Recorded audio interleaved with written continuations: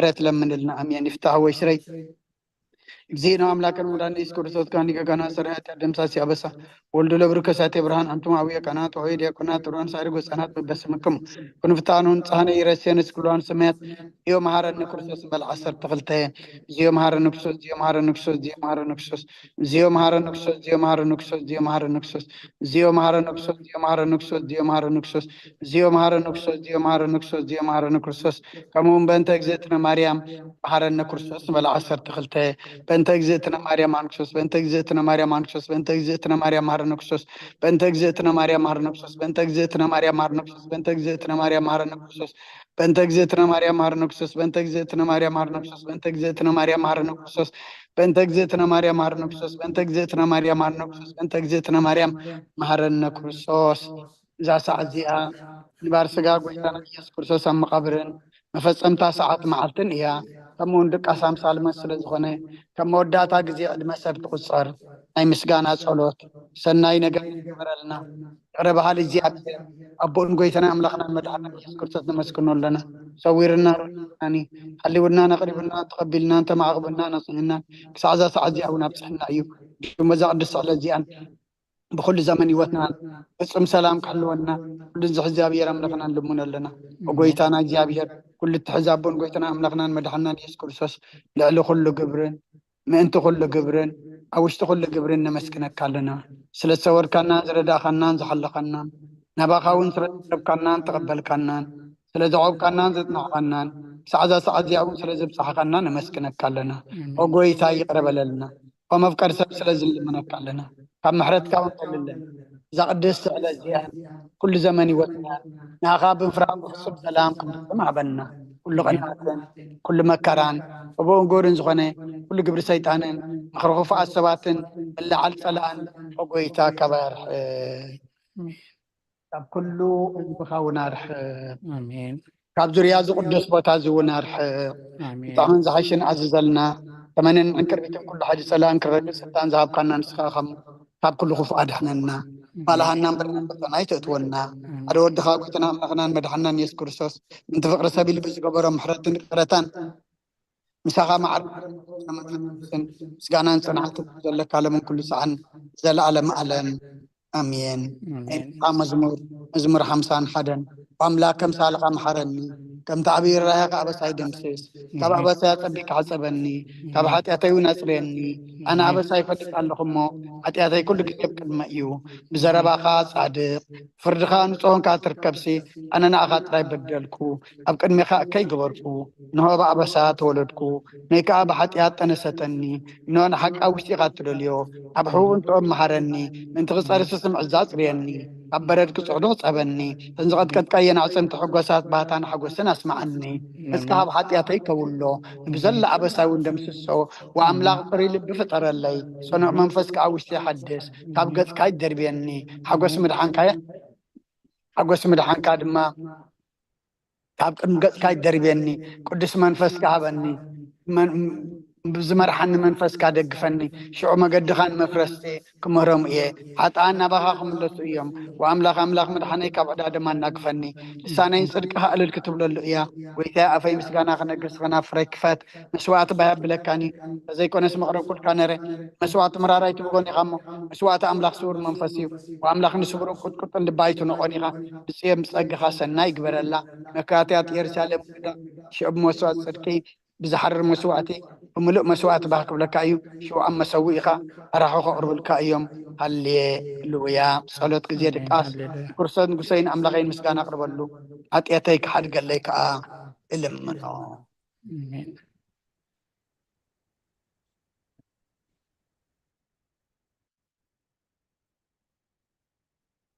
نزل ساعات زي باريخون كديسون ذهبنا እግዚአብሔር አምላክና ክብርን ምስጋናን ንዑ ይኹን ውራት ማህበር እንኳ እግዚአብሔር ናይዚ ሰዓት እዝን ናይዚ መዓልቲ እዝን ሰባት ገበረና ንባባት ጸሎት ዶክተር ክፍላይ መዝሙር ዳዊት መበል 130 አዲና ኤልሳቤጥ መዝሙር ዳዊት መበል 131 እንደይጥዕመና እንድሕር ሃልዩ ሓብሩኒ ኢኹም ከይተነበበ ምእንቲ ከይተርፍ መምህር ሳራ መዝሙር ዳዊት 132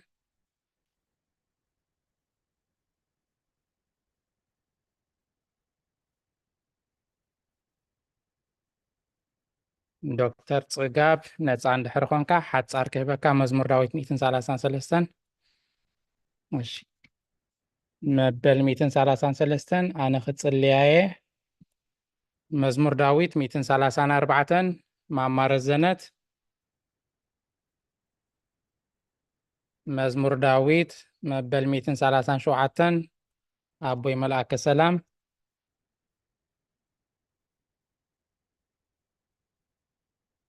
መዝሙር ዳዊት መበል 138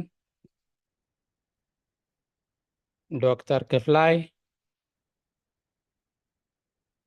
መዝሙር ዳዊት መበል 141 መምህር ሳራ መዝሙር ዳዊት መበል 142 ማማረ ዘነት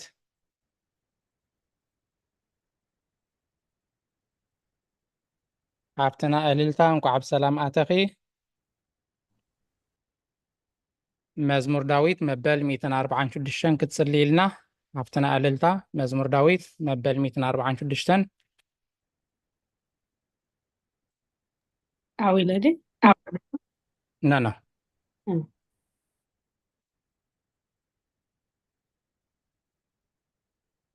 مزمور داويت مبل 147 أنا ختصلياي ناي موداتا مزمور داويتنا عويل كاتنبب دكتور كفلاي مزمور مبل 148 عويلكم كتصليوا لنا هللويا نእግዚአብሔር ካብ ሰማያት ኣመስግንዎ ኣብ ኣርያም ኣመስግንዎ ኩልኹም መላእኽቱ ኣመስግንዎ አሜን ዘለኹም ሰራዊቱ ኣመስግንዎ ኣትን ፀሓይን ወርሕን ኣመስግንዎ ኣቱም ብርሃት ከዋኽብቲ ኣመስግንዎ ኣቱም ናይ ሰማያትን ኣብ ልዕሊ ሰማያት ዘለኹም ማያትን ኣመስግንዎ ንሱ ኣዘዙ ተፈጢሮም እዮም እሞ ንስም እግዚኣብሔር የመስግንዎ ንዘለዓለም ዓለም ኣቆሞም ዘይሓልፍ ሕጊ ከኣሃቦም ንእግዚኣብሔር ካብ ምድሪ ኣመስግንዎ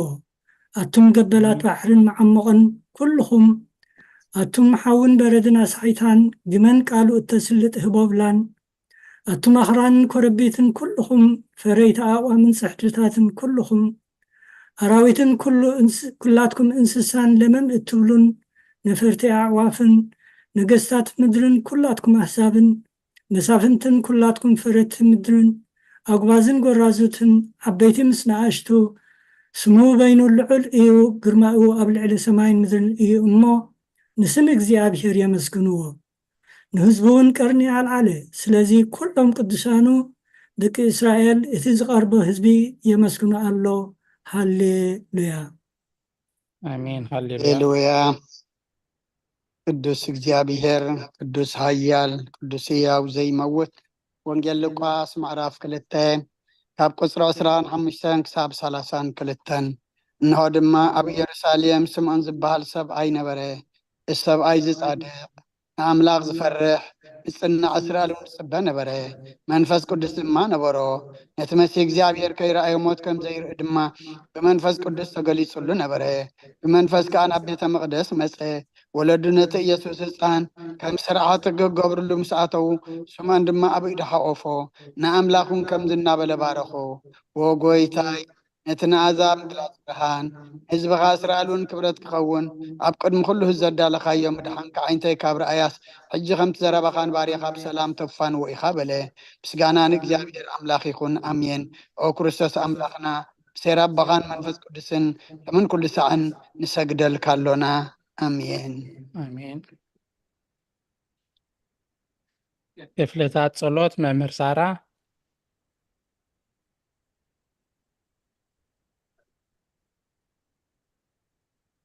هراي ክፍልታት ጸሎት እንሆ ኣብ ቅድሚ ትቁኑዕ ፈራዲ ክኸውን ተዳልየ ኣለኹ እቲ ኣብ ምግጋይ ዝሓለፈ ዕድመይ ንኹነኔን ንፍርድን ብቁዕ ስለ ዝኾነ ብብዙሕ ኃጢአተይ ርዕድን እንቀጥቅጥን ኣለኹ ግን ከነፍሴ ገና ኣብ መሬት ካብ ሃለኽ ትነብሪ ካብ ሃለኽስ ተነስሒ ምክንያቱ መሬት ኣብ መቃብር ኣይውድሶን እዩ ኣብ ሞት ከዓ ዝዝክሮ የልቦን ኣብ ገሃነሞን ዘመስግኖ የልቦን እሞ ካብ ቅድቃስ ትሕኪት ተንሲእኺ ናብ መድህንኪ ብንስሓ ኦ ኣምላኸይ መሃረንን ኣድህነንን እናበልኪ ተማህፀኒ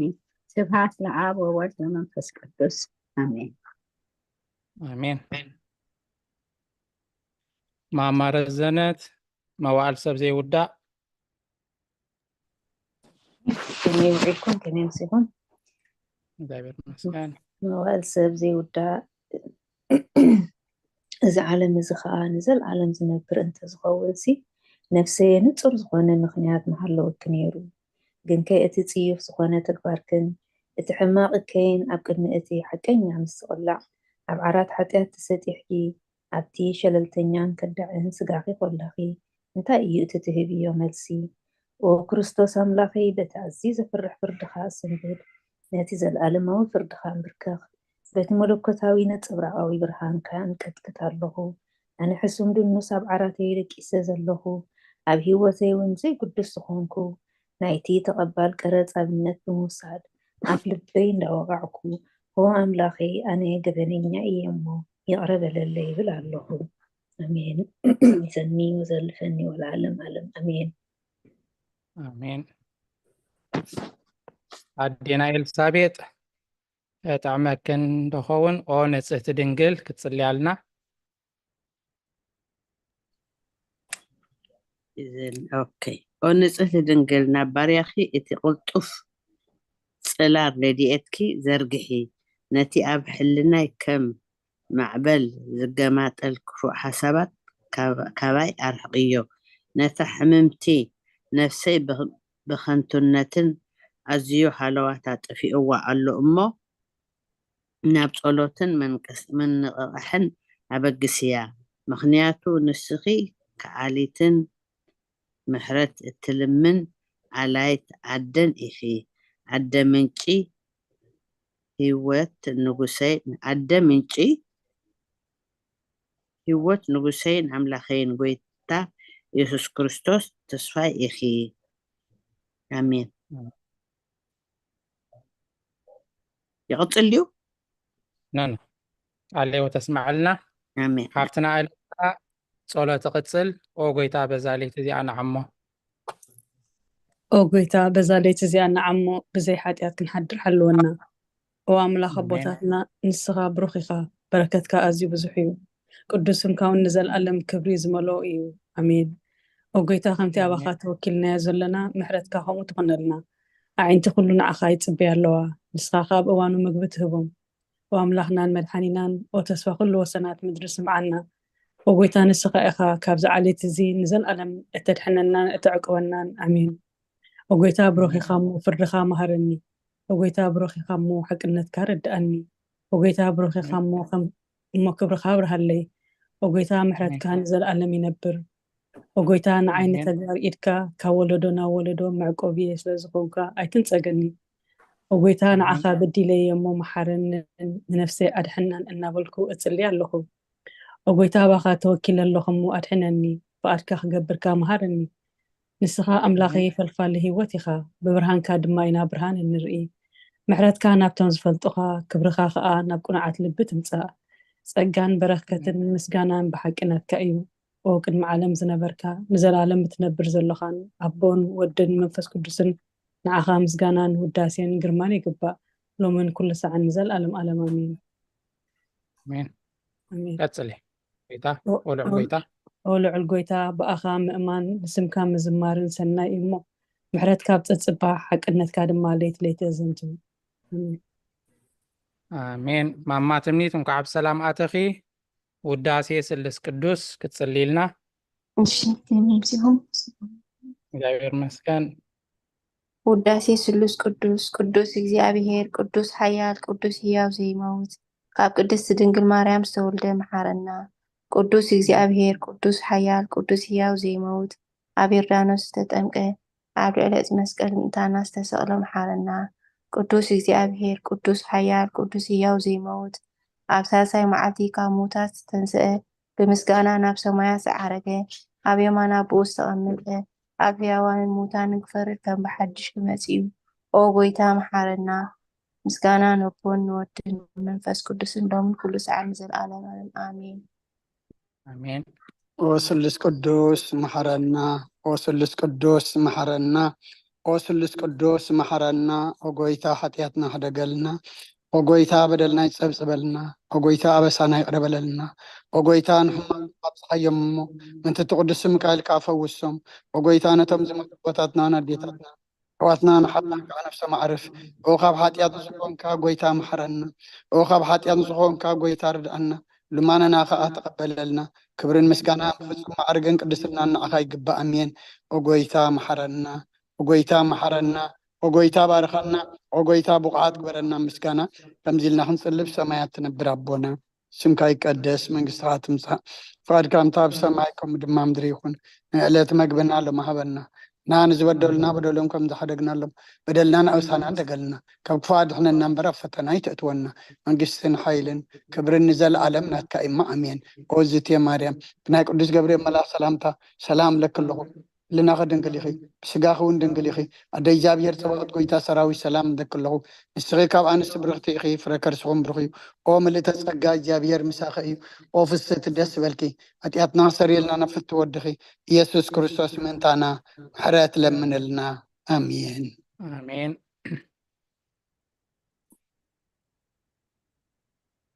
ኣብዘን ድሒረን ዝኣተዋ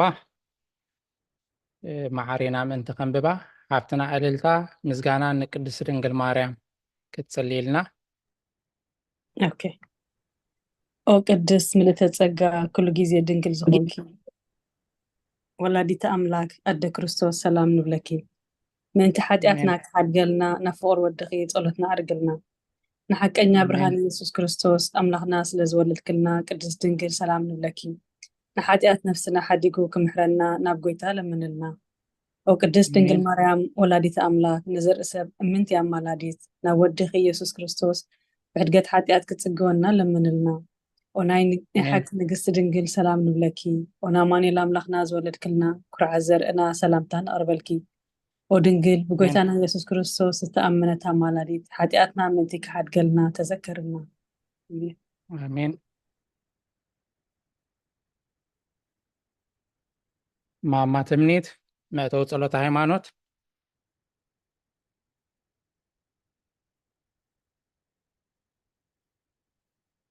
እሺ መእተው ጸሎት ሃይማኖት። ኦ ኣደ ሓቀኛ ብርሃን ነኽብረኪ። ኦ ቅድስት ድንግል ወላዲት ኣምላኽ መድሕን ዓለም ስለ ዘወለድክልናን መጺእኻ ነፍስና ስለ ዘድሓነናን ነመስግነኪ።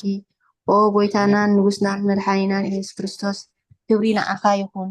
ንስኻ ንሃዋርያት ሞገሶም ሰማዕታት ኣኽሊሎም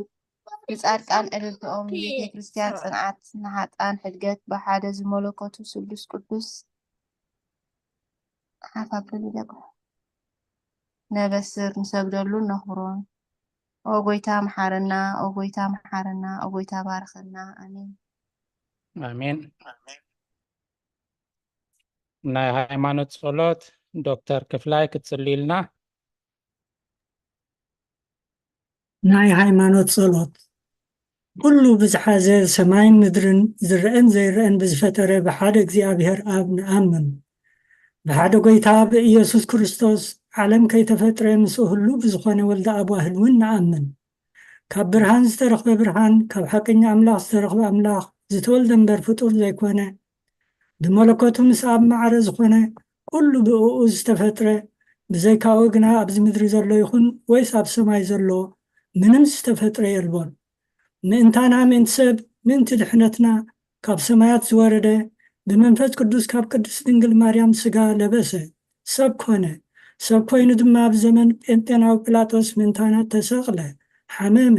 መከራ መስቀል ተቐበለ፣ ሞተ፣ ተቐብረ። ኣብ ቅዱሳት መጻሕፍቲ ከም ዝተጻሕፈ ኣብ መበል ሳልሳይ መዓልቲ ካብ ምውታት ተፈሊጡ ተንስአ፣ ብኽብሪ ናብ ሰማይ ዓረገ፣ ኣብ የማን ኣቦኡ ተቐመጠ፣ ከም ብሓድሽ ንህያዋንን ሙታንን ክፈርድ ብኽብሪ ክመጽእ እዩ። ንመንግስቱ እውን መወዳእታ የብሉን። ጎይታን ማሕወይን ብዝኾነ ካብ ኣብ ዝሰረጸ መንፈስ ቅዱስ እውን ንኣምን። ምስ ኣብን ወልድን ንሰግደሉን ነመስግኖን ብነቢያት ዝተዛረበ እዩ። ልዕሊ ኩሉ ናይ ሃዋርያት ጉባኤ ብዝኾነት ብሓንቲ ቅድስት ቤተ ክርስቲያን ንኣምን። ንሕድገት ሓጢኣት ብሓንቲ ጥምቀት ንኣምን። ትንሣኤ ሙታትን ንዘለዓለም ዓለም ዝመጽእ ህይወትን ተስፋ ንገብር። አሜን አሜን። ኦ ጎይታ ጸሎትና ሰሚዕታ ኃጢአትና ሓደገልና። ክሪያ ላይሶን ክሪያ ላይሶን ክሪያ ላይሶን ክሪያ ላይሶን ክሪያ ላይሶን ክሪያ ክሪያ ላይሶን ላይሶን ክሪያ ላይሶን ክሪያ ላይሶን ክሪያ ላይሶን ክሪያ ላይሶን ክሪያ ክሪያ ላይሶን ላይሶን ክሪያ ላይሶን ክሪያ ላይሶን ክሪያ ላይሶን ክሪያ ላይሶን ክሪያ ክሪያ ላይሶን ላይሶን ክሪያ ላይሶን ክሪያ ላይሶን ክሪያ ላይሶን ክሪያ ላይሶን ክሪያ ክሪያ ላይሶን ላይሶን ክሪያ ላይሶን ክሪያ ላይሶን ክሪያ ላይሶን ክሪያ ክሪያ ላይሶን ክሪያ ላይሶን ክሪያ ላይሶን ክሪያ ላይሶን ክሪያ ላይሶን ክሪያ ክሪያ ላይሶን ክሪያ ላይሶን ክሪያ ላይሶን ክሪያ ላይሶን ክሪያ ላይሶን ክሪያ ክሪያ ላይሶን ክሪያ ላይሶን ክሪያ ላይሶን ክሪያ ላይሶን ክሪያ ላይሶን ክሪያ ክሪያ ላይሶን ክሪያ ላይሶን ክሪያ ላይሶን ክሪያ ላይሶን ክሪያ ላይሶን ክሪያ ላይሶን ክሪያ ላይሶን ክሪያ ላይሶን ክሪያ ላይሶን ክሪያ ላይሶን ክሪያ ላይሶን ክሪያ ላይሶን ክሪያ ላይሶን ክሪያ ላይሶን ክሪያ ላይሶን ክሪያ ክሪያ ላይሶን ክሪያ ላይሶን ክሪያ ላይሶን ክሪያ ላይሶን ክሪያ ላይሶን ክሪያ ክሪያ ላይሶን ክሪያ ላይሶን ክሪያ ላይሶን ክሪያ ላይሶን ክሪያ ላይሶን ክሪያ ክሪያ ላይሶን ክሪያ ላይሶን ክሪያ ላይሶን ክሪያ ላይሶን አዴና ኤልሳቤጥ ቅዱስ ቅዱስ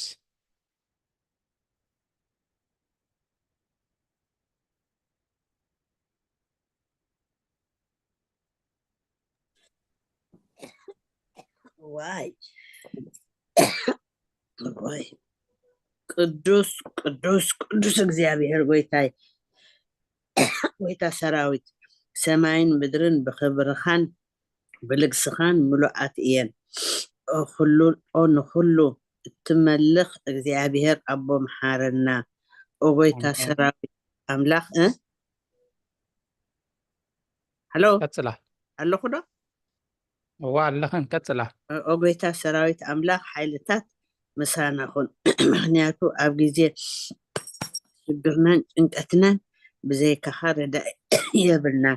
ኦ ኣምላኽ ቁርብረ ንልዕል ተብለለይ እሺ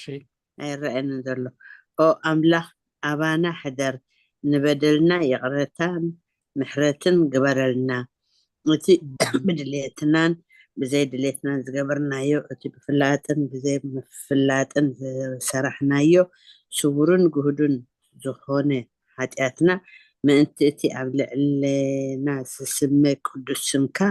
ኢልካ ኦ ጌታ ይቕረበለልና። ኦ ጌታ ከምትካ ዳ እምበር ከም ተግባርና ኣይኹን። ኦ ጌታ ብቕዓት አምላክን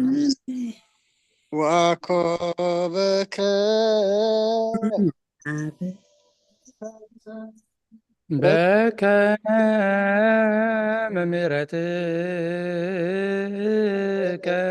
አምላክን አምላክነ ወአኮ በከመ አበስ አነ በከመ ምሕረትከ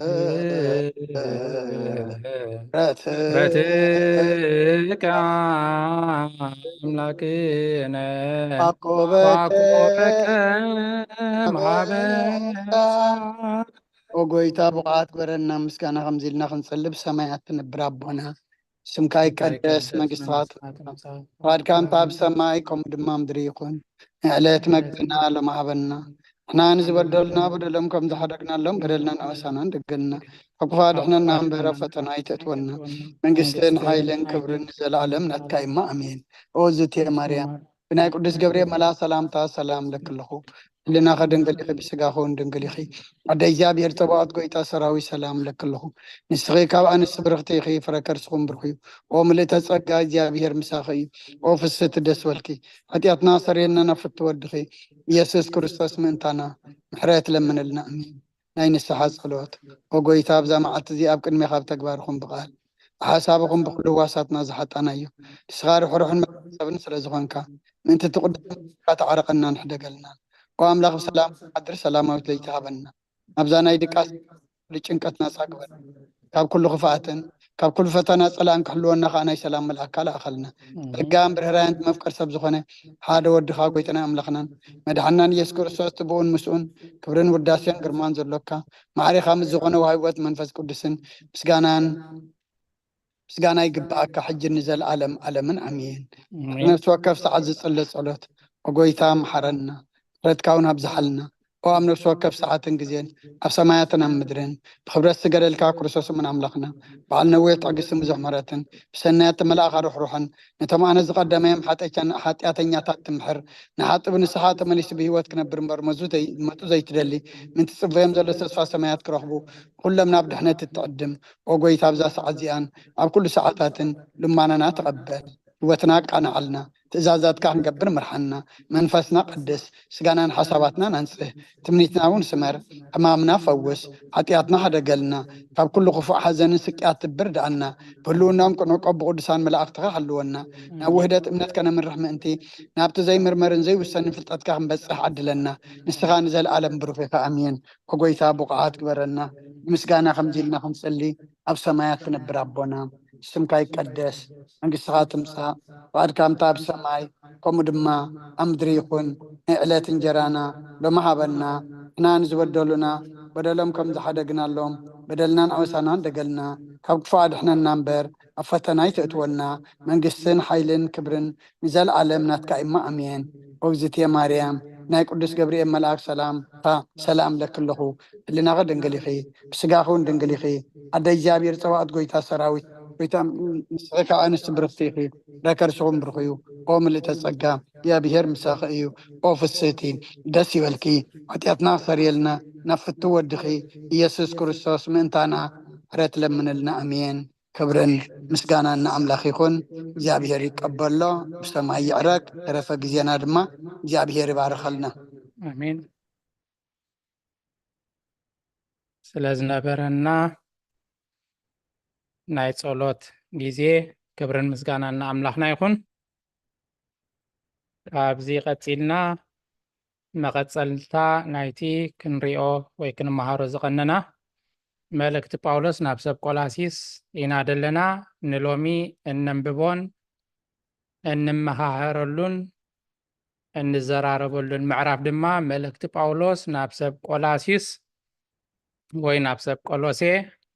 ምዕራፍ 3 ካብ ቁፅሪ 1 ክሳብ ፍጻሜ ክኸውን እዩ ኣብ ክልተ ከፊልና ንባብ ከነንብብ ኢና እታ ቀዳመይቲ ንባብ መምህር ሳራ ከተንብባልና ኢኽን መልእክቲ ጳውሎስ ናብ ሰብ ቆላሲስ ምዕራፍ 3 ካብ 1 ክሳብ 17 ቀፂላ ደላ ንባብ ድማ ካብ 18 ክሳብ ፍጻሜ ድማ ማማረ ዘነት ከተንብብልና ኢኺ ናብ መምህር ሳራ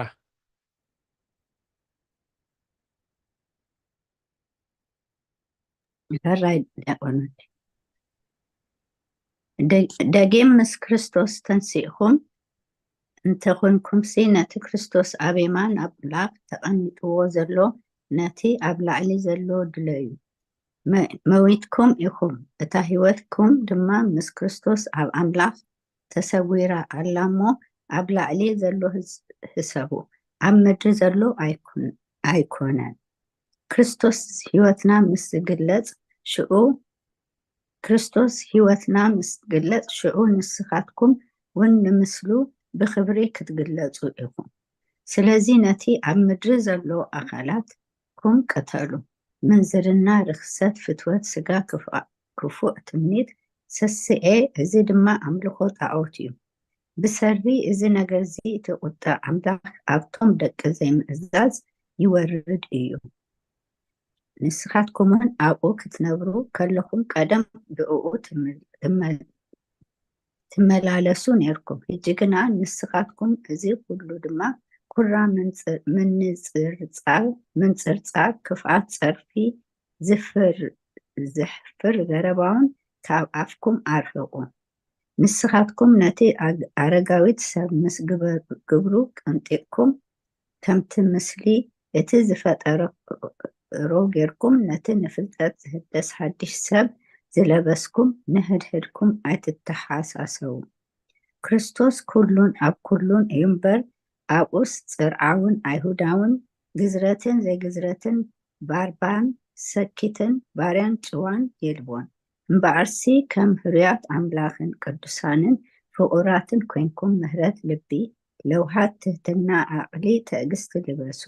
ንህድህድኩም እናተፃወርኩም እቲ ሓደ ኣብቲ ሓደ ክሲ እንተለዎ ይቕረ ተባሃሃሉ። ከምቲ ክርስቶስ ይቕረ ዝበለኩም ንስኻትኩምን ከምኡ ይቕረ በሉ። ኣብ ልዕሊ እዚ ኩሉን ፍቕሪ ማእሰር ፍጻሜ እያ እሞ ልበስዋ። ሰላም ከዓ ኣብ ልብኹም ይግዛእ። ነዚ ብሓደ ስጋ ተፀዊዕኹም ኢኹም እሞ መስዋዕቲ ይኹኑ። ብመዝሙርን ውጥን መንፈሳዊ ቅኔን ንሕድሕድኩም ኣስተምህሩን መዓዱን ብልብኹምን ብፀጋ ኣምላኽ እናዘመርኩም ቃል ክርስቶስ ብኩሉ ጥበብ መሊኡ ይህደርኩም። ኣሜን። ብቃል ኮነስ ብግብሪ እትገብርዎ ዘበለ ኩሉ ብስም ጎይታና ኢየሱስ ትክበርዎ። ብኡ ከዓ ንእግዚአብሔር ኣቦ ኣመስግንዎ። አሜን። እግዚአብሔር ይሕግዘና። አሜን። ማማረ ዘነት ካብ ቁጥሪ 18 እተን ኣንስቲ ከምቲ ንጎይታ ዝግባእ ጌርክን ንሰብኡትክን ተኣዘዝኦም። ኣቱም ሰብኡት ንስኻትኩም ኣፍቅርወን እሞ ኣይትመረርወን። ኣቱም ውሉድ እዚ ኣብ ጎይታ ባህ ዘብል እዩ እሞ ንወለድኹም ብኩሉ ተኣዘዝዎም። ቁሩብ ተክተልዕ ዘለይ ድይኮነ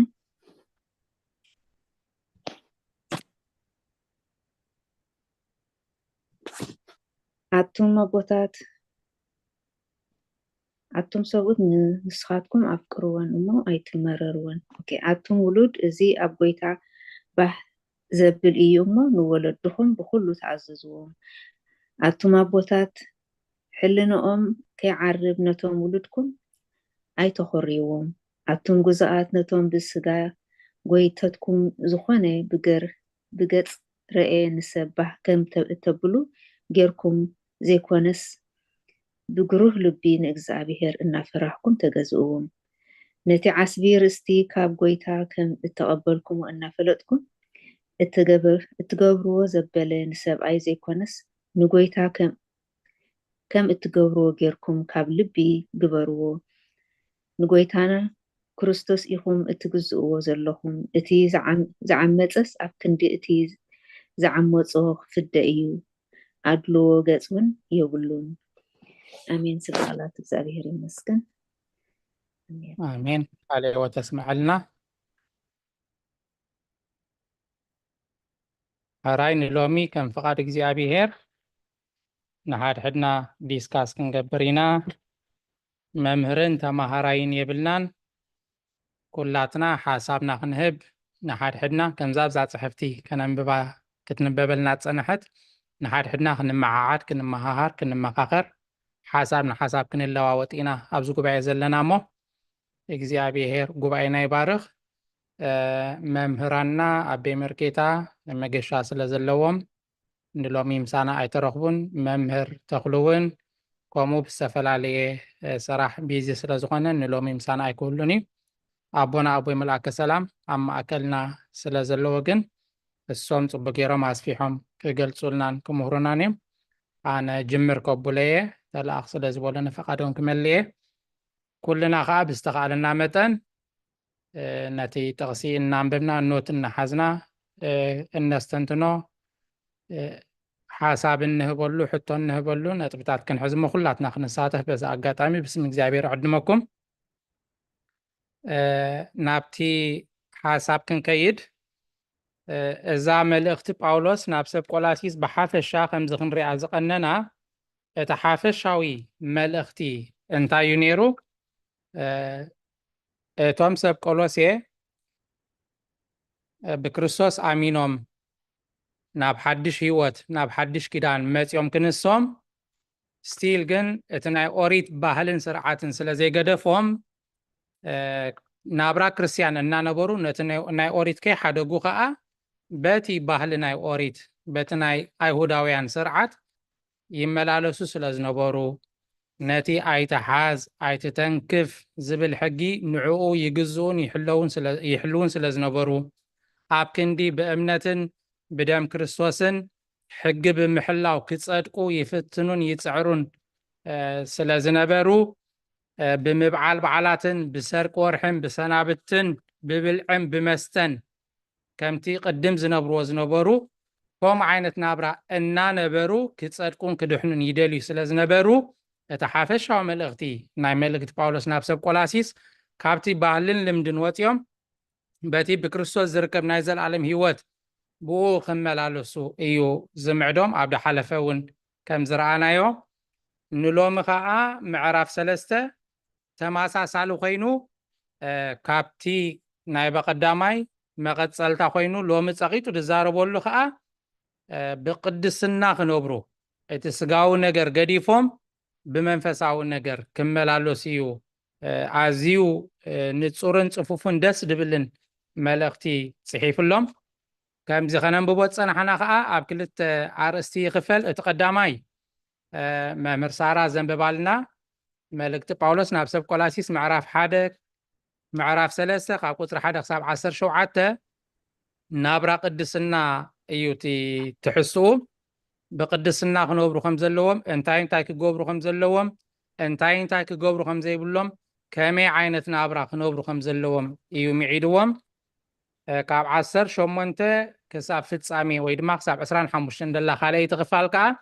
لك خوم خوينو جن اب نابرانا كريستياناويت سدرا كريستيان زخنت بيتسب كميلوم كنوبرو خمزلوهم سبيت مسبعيا سبعي مسبيتو أبو مس ولدو ولد مس ولدهم سرحت النياتات كا مستوم أسرحتهم كميلهم كملالو سو خمزلوهم نابرا نا كريستيان كمي كخون كمزلويو كلهم حلف النابلنا كنستنتنينا أبتعمي جمرتا كي جمرو لهم كله لك خمتي عبد حالفتنا خيفنا يزنبرنا انتايلوهم داقيم مس كريستوس كاب موت تنسيكم يخمو قلبكم أبتا ما يزول نجارات أبتي كريستوس أبيمان أملاك تقميت وزلو جبرو مس كريستوس كاب موت تنسيكم يخمو بخمينا مس كريستوس كاب موت نتنسى كاب موت كتسى اندحرقون كا مجمرتا كتموت عليكا انتاي دبلوم دلو نسخاتكم مس كريستوس كاموت تنسيكم يقوم سلازي ختنس اندحرقون كا ختموت عليكا ازوم سبات يوم معاس يوم مويتم معراف كلته انتايم بيبنا نيرنا عبد حلف الصومون معراف كلته قطر 10 تقلته انتاي تبل نيرا بتمقت مسؤ تقبركم بتمقت مسؤ تقبركم كمت ابوان تمقت كل جيزي ابوتاتنا زسب كلنا اب تمقت نافت مايكن اتو خلنا مسلاناي منتايو مس كريستوس نموت نقبر مهلاونايو نعالم مويتنا كل هيوتنا ناملاخ النجزالو مس كريستوس نموتلو مثالي ايوتي تمقت نافت مايكن اتو خلنا نام مقابر كم اتاوي بتمقت مسؤ تقبركم معاس كتسينا بحيلتي كاموتا زتنسو أملاخ بمئمانكم دما مسؤو تنساكم يبل سلازي نحنا اتوم زعمنا اتوم زتتأمغنا اتوم مس كريستوس انملالس دلنا كريستيان نحنا كاب عالم مويتناينا نحنا نعالم موتاتينا مس كريستوس مويتناينا نكريستوس بمئماننا بو بممللاسنا باتي خاموتا زتنسو أملاخ بمئماننا بتنسى كريستوس بمئماننا خاء نحنا مس كريستوس تنسينا إينا كبرنا أملاخ موتا تايكوننا تسفى من قصة سمايات دلنا دك تنسى مس كريستوس اننبرينا سلازي خاء نسخاتكم مس كريستوس تنسيكم يخمم ما ስለዚህ ኦረዲ እንድሕር ተስኢካ ተቀቢርካ ብጥምቀት ብእምነት ተስኢካ ምስ ክርስቶስ እንድሕር ትነብር ሃሊኻ ንስኻ ንምድሪ ምዉት ኢኻ ንዓለም ምዉት ኢኻ ኣብዚ ምድሪ እዚ ተስፋ ትገብረሉ ኣብዚ ምድሪ እዚ ትፅበዮ ነገር ወላ ሓንቲ የለን ከምቲ ኣብ ዝሓለፈ መዓልታት ዝረኣናያ ቅድሚ ቆላሲስ ንሪኣ ዝነበርና ናይ ፊልጵስዩስ ኣብ ምዕራፍ 3 ቁፅሪ 20 ብፍላይ ንሕና ግና ሃገርና ኣብ ሰማያት እያ ድብል ከም ድተዘራረብናሉ ንሕና ኣብዚ ምድሪ እዚ ተስፋ ንገብረሉ ነገር የለን ኩሉ ናብራና ጉዕዞና ጉያና ናብቲ ዓስቢ ዓወት ፅዋዓ ኣምላኽ ብጎይታ ኢየሱስ ክርስቶስ እንጎዮ ጉያ እዩ ሃገርና ኣብ ሰማይ እዩ ምክንያቱ ተስፋኹም ብምሉኡ ኢሉ ኣብቲ ጎይታ ኢየሱስ ክርስቶስ ምስ ተገልፀ እትረኽብዎ ፀጋ ይኹን ኣብ ዳሓለፈ ዲስካ ዝገበርናዮ እዩ ስለዚ ልብኹም እንታይ ኢሉ ቀልብኹም ኣብ ሰማይ ይኹን ኣብቲ ክርስቶስ ኣብ የማን ኣምላኽ ተቐሚጥዎ ዘሎ ልብኹም ኣብኡ ግበሩ ቀልብኹም ኣብኡ ግበሩ ስለዚ ንሕና ንዓለም ሞየትና ምስ ክርስቶስ እንድሕር ንነብር ሃሊና ንሕና ኣብ ምድሪ ሞየትና ንተርፍ ሰባት ኣይኮንናን ሰማይ ተዳሊልና ኣሎ ምስ ክርስቶስ ኣብ መንግስቲ ኣምላኽ ኢና ክንነብር ስለዚ ብዛዕባኡ ኢና ክንሓስብ ዘለና ናይ ምድሪ ነገር ግደፉ ብዛዕባ ምድሪ ኣብ ምድሪ ዘሎ ነገር ኣይትጨነቑ ብዛዕባ ሰማይ ደኣ ሕሰቡ ልብኹም ኣብ ሰማይ ይኹን ኢሉ ይድምዕዶም ደሎ ኣብ ቅዳሴ ከዓ ኣብ ቤተ ክርስቲያንና እንድሕር ኣስተውዒልናሉ ብዙሕ ግዜ ካብቲ 14 ቅዳሴያት ናይ ቤተ ክርስቲያንና ቅዳሴ እግዚእ ወይ ድማ ናይ ጎይታ ቅዳሴ ክቅደስ ከሎ ዲያቆን እንታይ ይብል እዩ ልብኹም ኣብ ሰማይ ይሕሰብ በሰማይ ይሃሉ ልበክሙ ይብለና ዲያቆን ኣብ ቅዳሴ ብዜማ ስለዚ ጳውሎስ ከዓ ልክዕ ከምቲ ኣብታ ቅዳሴ ዲያቆን ዝእውጃ ልብኹም ኣብ ሰማይ ይሃሉ እናበለ ዝምዕዶም ቀፂሉ ኣብ ቁፅሪ 5 ነቲ ስጋው ስምዒትኩም ማለት ምንዝርና ርክሰት ፍትወት ስጋ ክፉእ ትምኒት እቲ ኣምልኾ ጣዖት ዝኾነ ስስዐ ቅተሉ ወናይ ሰማይ እንድሕር ክንሓስብ ኮንና ኣብቲ ኣብ ዝፋን ኣምላኽ ኣብ የማን ኣምላኽ ተቐሚጡ ዘሎ ክርስቶስ ብዛዕባኡ ክንሓስብ እንድሕር ኮንና እዚ ናይ ምድሪ ስጋዊ ስምዒት ክንቀትል ክንክእል ኣለና ንስኻ ምንዝርና ርክሰት ፍትወት ስጋ ስስዐ ማለት እዩ እንድሕሪ ብዛዕባ እዚ ንሓስብ ሃሊና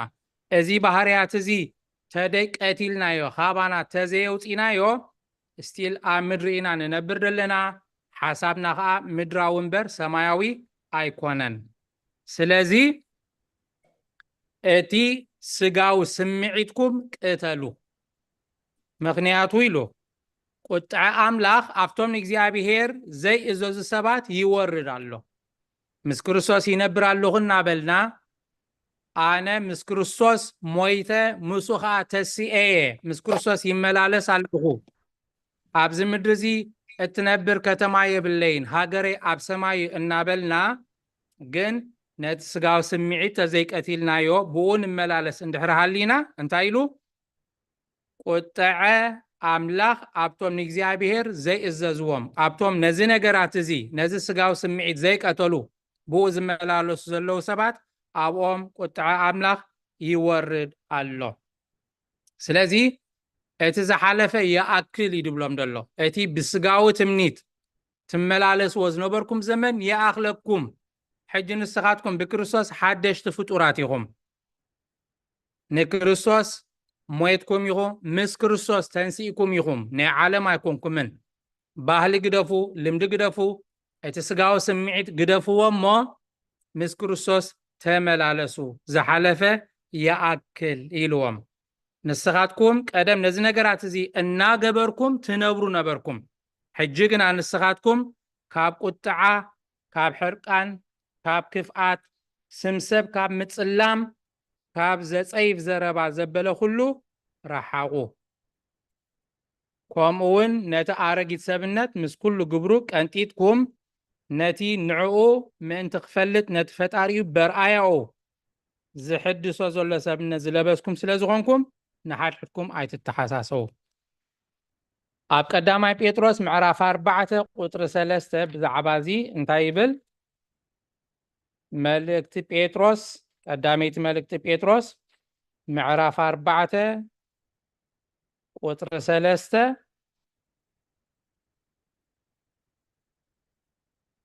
ደጊም እቲ ብዕብዳን ብፍትወት ስጋ ብስኽራን ብጓይላ ዓቐን ብዘይብሉ መስተ ብዘጸይፍ ኣምልኾ ጣዖት ክትነብሩ ከለኹም ከምቲ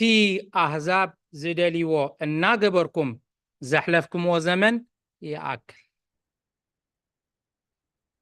እቲ ብርክሰት ብዕብዳን ብዘጸይፍ ኣምልኾ ጣዖት ዝሓለፈ ዘመን ይኣክል ይብሎም ኣሎ። ልክዕ ከምዛ ጴጥሮስ ዝበላኻ ሐዋርያ ቅዱስ ጳውሎስ ነዚ ዝመኽሮም ደሎ በቃ ንስኻትኩም እቲ ኣሕዛብ ዝገብርዎ ዝነበሩ ህዝቢ ቀደም እቶም ኣሕዛብ ዝገብርዎ ዝነበሩ ተግባራት ንስኻትኩም ናብ ክርስቶስ ቅድሚ ምምጻእኩም እትነብርዎ ዝነበርኩም ኣነባብራ እቲ ስጋዊ ስምዒት እቲ ስጋዊ ተግባር ገዲፍኩም ብቅድስና ተመላለሱ እቲ ዝሓለፈ ዘመን ደጊም ይኣክል እዩ ዝብሎም ደሎ። ኣብዚኣ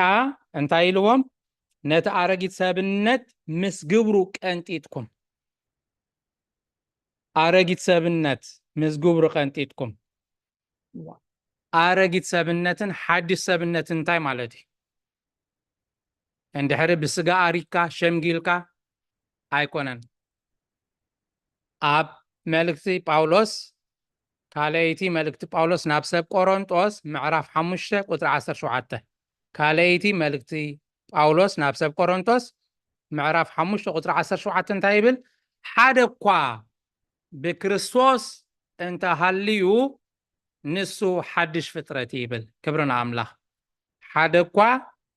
ብክርስቶስ እንተሃልዩ ንሱ ሓድሽ ፍጥረት እዩ።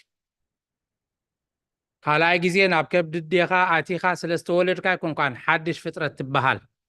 ብክርስቶስ እንድሕር ሃልዩ ግን ኢሉ ንሱ ሓድሽ ፍጥረት እዩ። ስለዚ ከዓ ነቲ ኣረጊት ሰብነትኩም ቀንጢጥኩም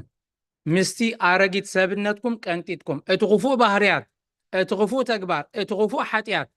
እቲ ስጋዊ ትምኒት እቲ ስጋዊ ስምዒት ምስቲ ኣረጊት ሰብነትኩም ቀንጢጥኩም ኢዱ ብሎም ደሎ። ስለዚ ንሕና ብክርስቶስ እንድሕር ሃሊና ሓደሽቲ ፍጡራት ኢና። ብደም ክርስቶስ ዝተዓደግና ብደም ክርስቶስ ዝተሓደስና ሓደሽቲ ፍጥረት ኢና። ስለዚ ከዓ ንስኻትኩም ከምቲ ቀደም ትነብርዎ ዝነበርኩም ናብራ ምንባር ይኣኽለኩም።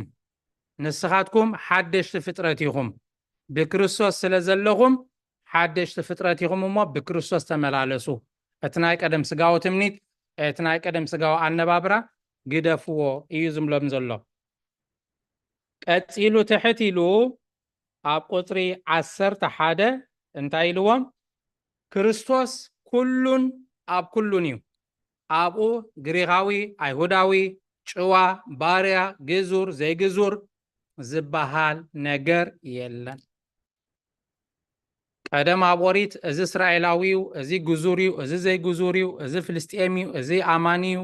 እዚ ዘይኣማኒ እዩ እዚኦም ኣሕዛብ እዮም እዚኦም ህዝቢ እዮም እዚኦም ኣይሁድ እባ እዚኦም እባ ግሪክ ይበሃል ነይሩ። ኣብ ክርስቶስ ግን ከምኡ ዝበሃል የለን። ኣይሁዳዊ ኹን ግሪካዊ ኹን ጭዋ ኹን ባርያ ኹን ብክርስቶስ እንድሕር ኣሚንካ ብክርስቶስ እንድሕር ሃሊኻ ንስኻ ሓድሽ ፍጡር ኢኻ። ኣብ ቅድሚ ክርስቶስ ዝተቀደስካን ዝተባረኽካን ሕሩይ ደም ክርስቶስ ዝተኸፍለልካ ክቡር ፍጡር ሓድሽ ፍጥረት ኢኻ። ጻዕዳ ኩን ጸሊም ሃፍታም ኩን ድኻ ባርያ ኩን ጭዋ ግዙእ ኩን ገዛኢ ሰራሕ ኩን ኣስራሒ ብክርስቶስ እንድሕር ሃሊኻ ኩልኻ ማዕረ ኢኻ። ኣብ ክርስቶስ ሌላን ጉሌላን ዝበሃል የለን ይብሎም ማለት እዩ። ኣብ መወዳእታ ነዚ ክፉእ ነገር ገዲፎም ከመይ ኢሎም ክነብሩ ከም ዘለዎም ክምዕዶም ከሎ እምበኣር ኣምላኽ ከም ዝሓረዮም ቅዱሳንን ፍቁራትን ህዝቢ ኮንኩም ምሕረት ለውሃት ትሕትና ሕያውነት ትዕግስቲ ልበሱ። لك خمت عملك يعقوب تزرزيرو دلو قبر السقا قهوديو نسقا خمزن كمزنيو اتقبر منفس كا قهوديو نسقا خمزن يلو فاليو اتسنايا كايدا املاق زحق وصلو نقراتن اتيك زيابير زيت ايفو قبر السقا تبايلو زلو فاليو خمزة قمتو ابزقا كابتو نجر كرحقو نات السقاو سمعيت كقتلو ناتنايك ادم زنبرو النبابرا قوحيفهم نابرا قدسنا بكريستوس كنبرو معدوم كله انتاي لهم محرت لوها تحتنا حياونا تعقستي لبسو نحد حدكم تتصواورو امانغوهم قرزبل نجر انتلو يقرا تباهالو قبل علزي كل جنا نخلن اسيرا افتسامي التبصحن فقريامو لبسوا كبرنا املاح زجبر كعجبر كم تقول لي زي عبوتاتنا زمهورنا جبرت صدق جبر تأمرات جبر نزئن با خبز تلعيل كان أبزخيد إلكا خت أزز كساب زغ إلكا إمنتي هاللقا كل جنزب كان هفت كان نبرت كان شيت كان دخاتا تاب بغان قامل أخت تزارب زجبر كعجبر ليتن معلتن سجد صوم تصلي فغرة ريبل كاجين كونتي يخمز بولو قداميتي ملكة باولوس نابسو كورنثوس معراف 10:3 أبزغاء نخلن أسيرا أفتسامي التبصحن فقريامو لبسوا أداغا خيركا أسبيزا غيركا سانت أخامل أبيل كايو عند حرطة دي أسير كايو أم مقدي دافسة سيزمتسم علتي سلازي زغبركا قبرت صدق غيركا خا بفقري تدي أسير كايو اتتقباركا فحيلو تبتاتيني زودق مالتي يتأفي سلازي لعلو خلو فقريا أمو لبسوا يبلنا له ني حدا سبنت أكلات كينكم نسلام تسويعكم يقوم أمو سلام كريستوس أبلبهم ينقس آمين ما صوتها كونوا مسبلة مزمورن قنين منفساو زيمان بمسغانا نأملاك بلبهم إنا زمركم نحد حدكم كتمهرون كتمعدون كلهم قال كريستوس بكل طبب مليو يحضركم آمين سلازن نحد حدنا بمزمورن بقنين بمنفساو زيمان نأملاك إنا زمرنا كنمعاعدن كنمهاهارن إنا نقرأ خمزغت قبرون كلهم خايلو قال كريستوس بكل طبب مليو يحضركم بقال كونا ويس بجبري اتقبر وزبله كله باسم قويتانا يسوس كريستوس قبروه بوخا نكزابير أبو عمسجنوه يبل أبزيا عباي نجر كنسو على اللازدليا بقال كونا ويس بجبري اتقبر وزبله كله باسم قويتانا يسوس قبروه كل عقل قلتنا كل قيانا كل دخامنا باسم قويتانان أمناخنان مدحانينان يسوس كريستوس كخوين اللوه نسو زي بلو سمو زي كبرلو سمو زي تصوعلو أملاخ زي كبرلو نجار اندحر خوينو جن ترقم يبلون مالتي سلازي كله نقبرو باسم قويتا يسوس كريستوس كنقبرو يتصوعنا كم زيلو مسمع عدوم أمود داتان إذا معراف كتقليلا هلو معراف 3 الزعابة نايحانتي كريستيان زغنت سدرابيت كسعبو زلوه سرعات كميز بلا أكايدا كخيد اللوه اتسدرا مسبله بنستيد جمر مخنياتو عده برهان غزا كم نبلا اندحري عده طعمتو خينا عده نخلو سلتكاواون نخلو سلتتعراري بدي جميرو دلو بنستي جميرو اتنانستيلو كم تنقويتا يسوس قبا غيركن نسابوتكن تعززاهم ولا بيتروس كم يعد كلن تايلو سارة نبراهام نبعال بيتات اززو قوي تايون تبلو نيرا اتناي قدم عديتات اتناي قدم عن السيبل نسابوتن بمئزاز يند سلمانيرن سلماتن نسوي نيرو اما نسخات كندما نسابوت كنت تعززاهم يبل ابزياها هوراكلس باولوس قال ولا حنتي بلن انستي نسابوت كنت تعززاهم وحج خومو دينا دلنا عيلنا كلاتنا نفسنا نفتش جيزي أمتيو بفلاي أبز معرابا وعلم يترف سبيتي كتأزز تساب أيو تحت تاع سبيتي تحقي نايتي معرابا وعلم تمثل ندك نسيو سلازهب نزي بحمق شنخو تردين بزحات دك نسيو كابز مصحف قدس زبلون كافتي أب هاجرنان أب بهلنان زعابنا له سنة سرعات وصعي كخدو بزح تريخة أبزجين انتاي دبل حدا خريستيان زخونه سدرا كسعبو زقبا سرعات إلي أرسيبون بعلو سلازي سرعات كمي يخون دلو أتنانسي نسوتكن تعززاهم نتوم صوت كا أتوم صوت ننسهم أفكروان زياها زعابيت مالتها أجي سبيت ترايدات إزاز نسو خي إزاز عندي نسو خي خبر عندي سات رايدا خمس تقبر زلوا كنبل نخلينا نسبعي كانتاي دبلت إزازي سواهي بودلو أتوم صوت ننستهم أفكروان أمو أي تمرروان أفكروان تيلوها فقري كل نجار يتأمر نسبيت خام فكار مالت مخبار محلاي من كبخاب مئزاز محجاز كل نجار مخاني سبيت غتأزاز اللوا سبعين عزازو خينو قبل علو خينو خمس جبر يلو أتم إزاز نعات راي يملكت مالت أيقونن أنستقوم أفكرو أي تشكنو لنكا أي تمرروان مسبلا ناولد كأمت نتوم ولد ما نولدهم تعززوهم مهنيات بزرگ جزية تقيسين مصحف قدس نولد خان دحرت إزازكم كا እግዚአብሔር አምላክ أبتخت نوبرو هيبكا دول مدري عدما يهبكا مالتي برخت يهبكا سلازي أتمولد كايلو نولدهم تعززوهم أبو خان أديخان أخبر مالتي هذه أتات إزاز كتسيلو نتوم أبوتات كميعد كلها حلنوهم كي عرب نتوم ولدكم أي تخريوهم هو نولاد كا ختمخرو ختقنحو كتقطعو قبو كان تخونم حلنو خي عرب كيدهال تسفا خي قرص أي تخريوهم كم زعاقنو زحلفة قطعان مقطعة كتقبر كم زي بالكا حلنوهم كي عرب نتوم ولدكم أي تخريوهم يدبل نتوم قلاو كا حلف يلو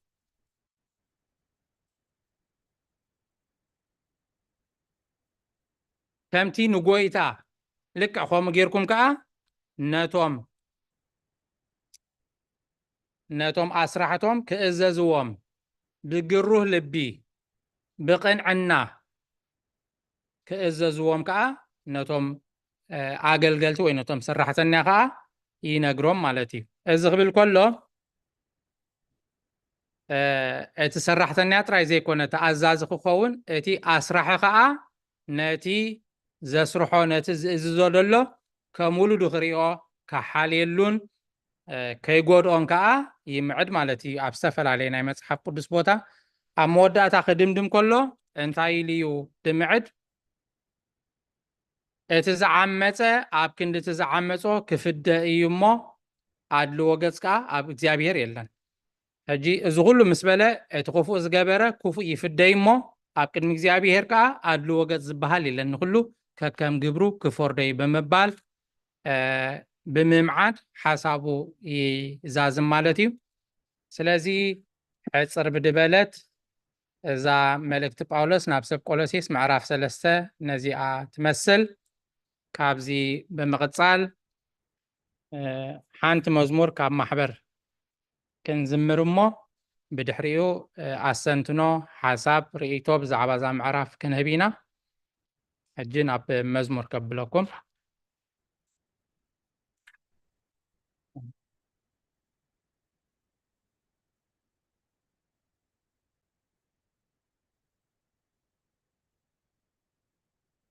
الشي آيفون تبل إيد حافيل الله نايمن تخوني غريتا أنا دياكون فرويني ويني إيش إنكو على سلامة أخي آمين أنتو يري نباب ديبول كخي سرحكي تخوني ليه thank you so لو معلتس كتايني راقات أمد أمبري لحان قنا أوكي قراركي والله ብጣዕሚ ጥዑም ቃል እሺ ንና ኣምላኽ ባርካ አሜን አሜን ኣሜን ኣሜን ይበሉ መላእክት ካይ ክዝምራ እሺ እግዚአብሔር ይብርሃልኪ ኣሜን ኣሜን ኣሜን ይበሉ መላእክትኻ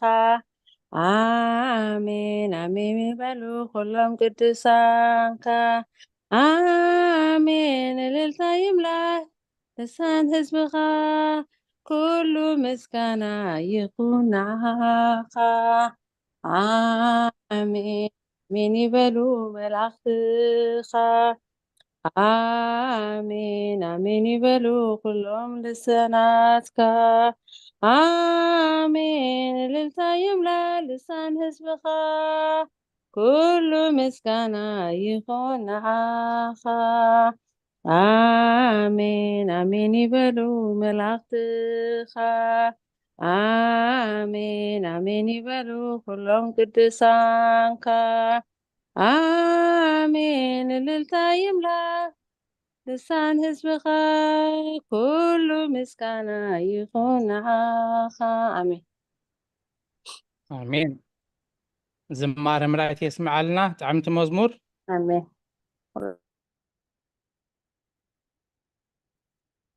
እሺ ብዛዕባ እዛ መዝሙር ኣሰንትኖ ክትህቡ ናባኹም ይማሕበር አሜን ይበሉ ኩሎም መላእክትኻ አሜን ይበሉ ኩሎም ቅዱሳንካ ዕልልታ ይምላእ ልሳን ህዝብኻ ኩሉ ምስጋና ይኹን ንዓኻ እናበለት እያ ክዝምረልና ፀኒሓ ደጊመ ንሓፍትና ፍሮይኒ ዝማሬ መላእክት የስምዓልና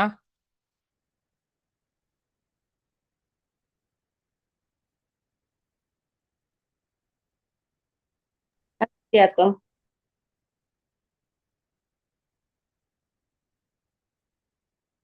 እሺ ኣሰንትኖ እንተለና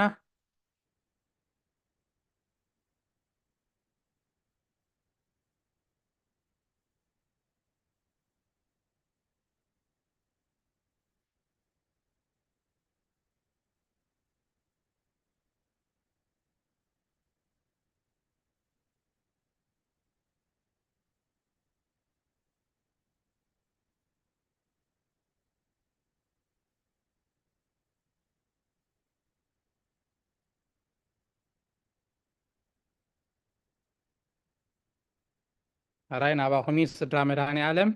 ኣሰንትኖ ናይ መዝሙር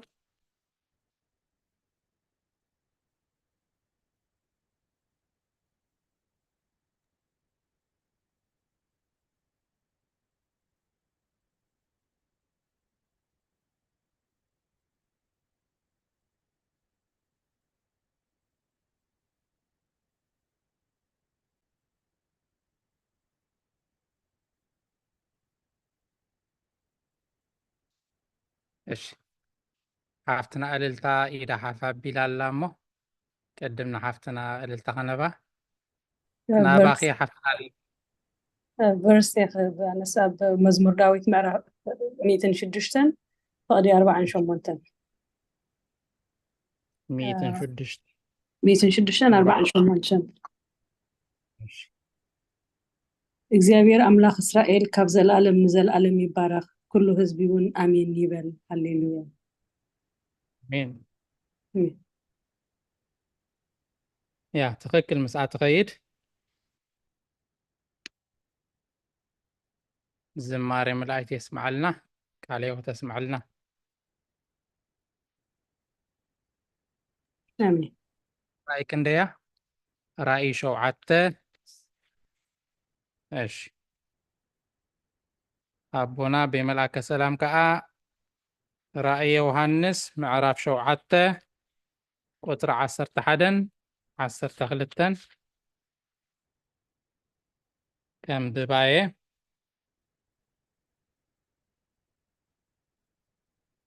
ከምዚ ዝስዕብ ከዓ ይብሉ ነበሩ አሜን ውዳሴን ግርማን ጥበብን ምስጋናን ክብርን ስልጣንን ሓይልን ንዘለዓለም ዓለም ንኣምላኽና ይኹን አሜን በሉ አሜን ክብርን ምስጋናን ንዘለዓለም ዓለም ንኣምላኽና ይኹን ራእይ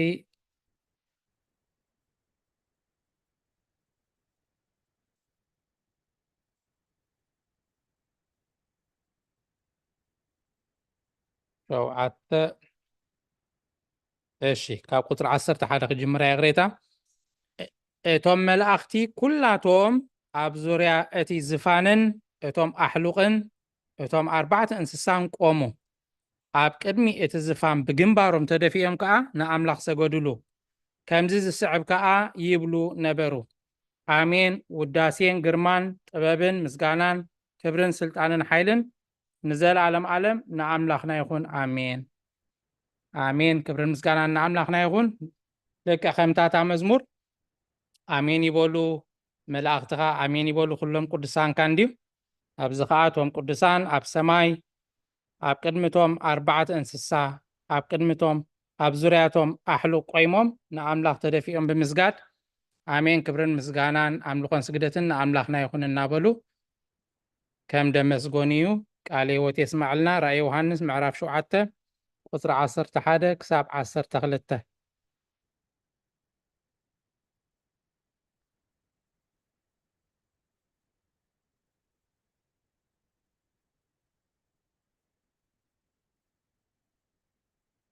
ኣነ ከዓ ኣብ መዝሙር ዳዊት ሓንቲ ጥቕሲ ክውስኽ እየ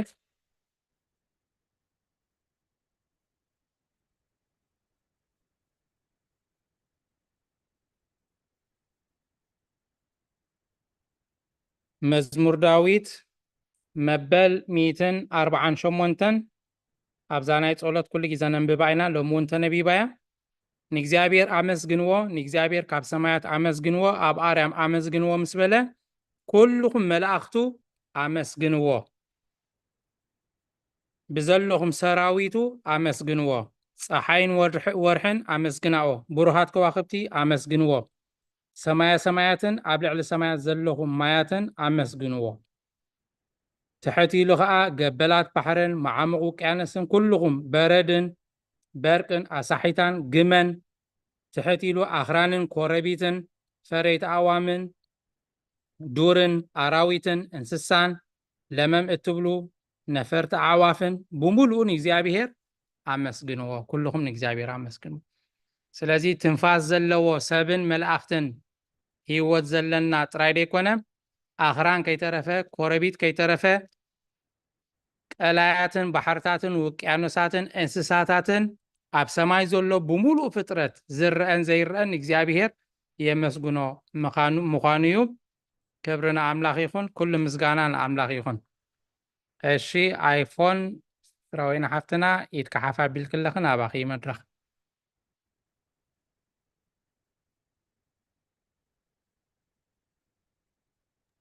ራይ ኣብ መዝሙር ዳዊት ምዕራፍ የብላን ግን ኣብ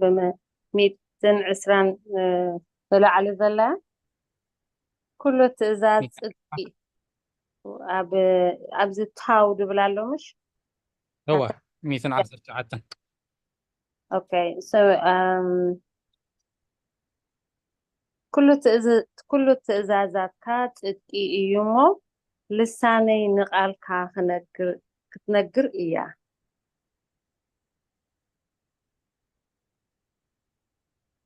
ንዓይ መሪፀ ምስታ ልሳናት ስለትብል መዝሙር 119 ቁፅሪ 172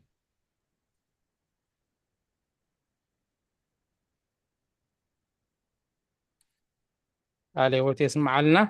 أنا خالله دياكوني أمين على እሺ ኣዴና ኣይለኣለም እንኳዕ ብሰላም ኣተኽን እንኳዕ ብሰላም መጻኽን أنا هخو ኣንቶይ ንባብ ስለ ዝወዳ ናይ ዲሃብኩኽን ርኤክን ነይራ ታትዋኸለኻ ووديكم يكون درجات ثانية كافة لي مزمور 149 أو قصر خلتها بالآني እሺ إسرائيل بفتاري تحقص دكتون بنقص اللي بالو ኣሜን ክብርና ኣምላኽ ይኹን أمين እሺ ምስ ግዜና ክንከይድ ነዚ ዘመርኪ ኣስተንትኖ መዝሙር ንዝሃብኩም ኩልኩም እግዚአብሔር ኣገልግሎትኩም ይባርኽ ዝማሬ ምልኣት የስማዓልና ንሕጂ ናብቲ ዝነበረ ናይ ሎሚ መዘራረቢና ኣርእስቲ መልእክቲ ጳውሎስ ናብ ሰብ ቆላሲስ ናብ ቆላሲስ ምዕራፍ 3 ካብ 1 ክሳብ ፍጻሜ ነይሩ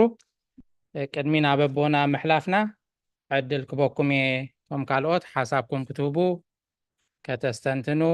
ተወሳኺ መብርሂ ክትህቡ ናባኹም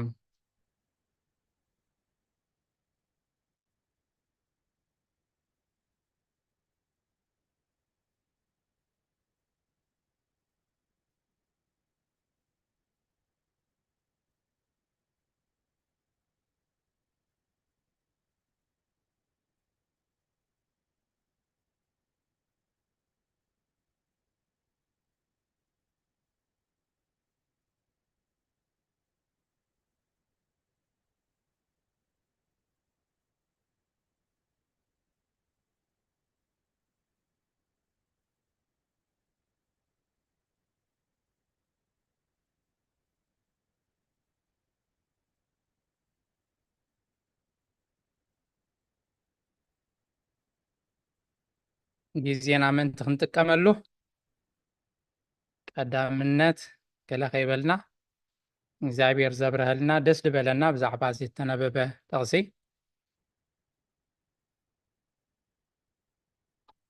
ነዚ ጉባኤ እዚኣ ሓሳብ ኣላትን ንኸካፍሎ እንብሎ ነገር እንተሃልይ ናባኹም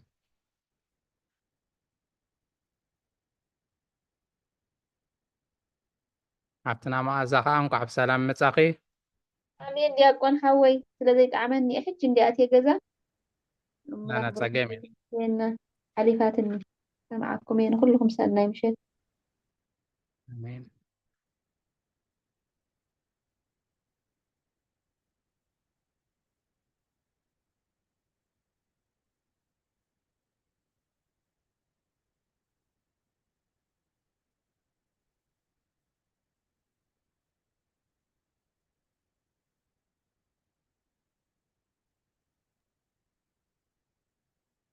ራይመር ኣነ ቁሩብ ከካፍል እሺ ሓራይ ብድሕሪኡ ድማ ሓፍትና ፍረወይኒ ኢድካ ሓፍ ኣቢልክ ስለ ዘለኺ ድሕሪ ዶክተር ክፍላይ ናባኺ እዩ ውድም ሰበሉ ክትቅፅል ትኽእል ኢኺ ቀፅሉ ዶክተር ቁፅሪ 17 እሺ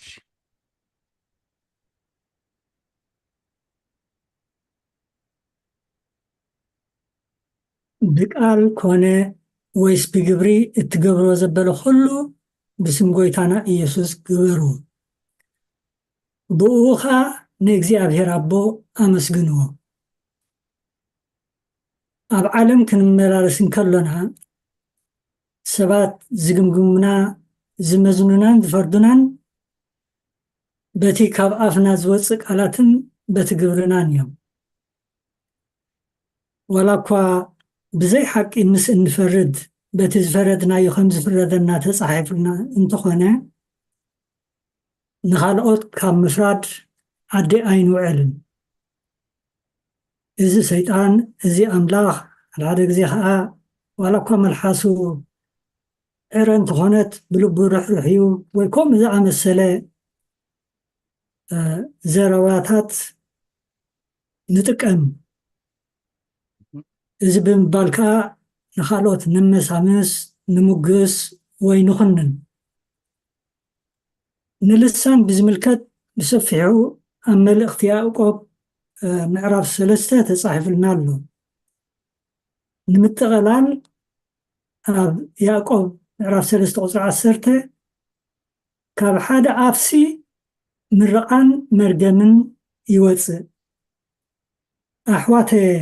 እዚ ከምዚ ክኸውን ኣይግባእን እዩ ይብለና እንታይ ደኣ ይኹን እንተበልና ስምካ ምእንቲ ብኽፉእ ከይለዓል እሩምን ኣብነታዊ ህይወት ምሕራፍን ፅቡቕ እንተኾነ እኳ ዝበለፀ እቲ ዝድርኸና ከምቲ ሎሚ ብመልእኽቲ ጳውሎስ ዝተምሃርናዮ ብፍቕሪ ዝተኣስረ ዝተፀንዐ ይቕረ ምባል ለውሃት ትሕትና ዓቕሊ ትዕግስቲ ምስ እንለብስ እቲ ብርሃኑ ኣብ ህይወትናን ኣብ ቅድሚ ካልኦትን ይግለጽ እሞ እቲ ካልኦት ሰባት ብዛዕባና ዝብልዎ ኣርእስቲ ኣይከውንን። ኣብ ክንድኡ ህይወትና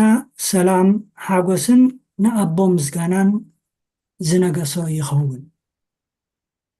የቐኒለይ ስለ ዝተዋህኒ ዕድል ናባኻ ዲያቆን ዕቡኒ። آمين ቃለ ሕይወት ተስማዕልና።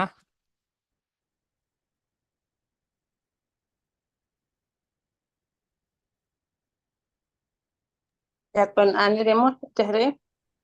እዋ ናባኸ እያ። ኣነ ግን ኢንጀነራል ተማሃርክዎ ሎሚ ትእዛዝ ኣምላኽ ማለት እዩ። ሰበይቲ ከመይ ገይራ ክትእዘዝ ከም ዘለዋን ሰብኣይ እውን ከመይ ገይሩ ክፍቅር ከም ዘለዎን ሰበይቱ እዚ ኣዝዩ ተማሂረ ማለት እዩ። ኣምላኽ ሲ ንዓና ጠቕመናሲ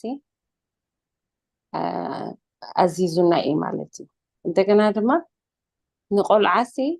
ሕልንኡ ስጋዕ ዳዓርብሲ ኣይትቕፅዕዎ ልብል ዓባይ ትምህርቲ እያ። ሓደ ግዜ ብዘይ ነዚ ቃል እዚ ብዘይ ምፍላጥ ንቆልዑት ንሃሲ ብዙሓት ኢና ማለት እዩ። እዛ ቃል እዚኣ ግን ኣብ ነፍሲ ወከፍ ኣትያስ በታ ኣምላኽ ኣዘዘና ክንከይድ እሳ ተማሂረ ማለት እዩ እና ስለ ቃል ኣምላኽ ተመስገነ ይኹን። ኣሜን آمين آمين ቃለ ሕይወት ተስማዕልና። እሺ ካልኦት ናባኹም እዩ። በታ ጊዜና እንጠቀመላ እዚ ኣርእስቲ ከቢድ ኣይኮነን። ኩላትና ክንገልጾን ክንትንትኖን እንኽእል ብቋንቋና ዝተጻሕፈልና ኣጸቢቕኩም ትፈልጥዎን ትነብሩሉን ትመላለሱሉን ስለ ዝኾንኩም ሓሳብኩም ተተካፍሉ ጽቡቕ ነይሩ። እንድሕር ተዘይተረዲእና ከዓ ሕቶ ኣለና ማለት እዩ። ሓሳብ ተወሳኺ ተደይብልና ሕቶ እውን እንተለና ክንሓትት ንኽእል ኢና።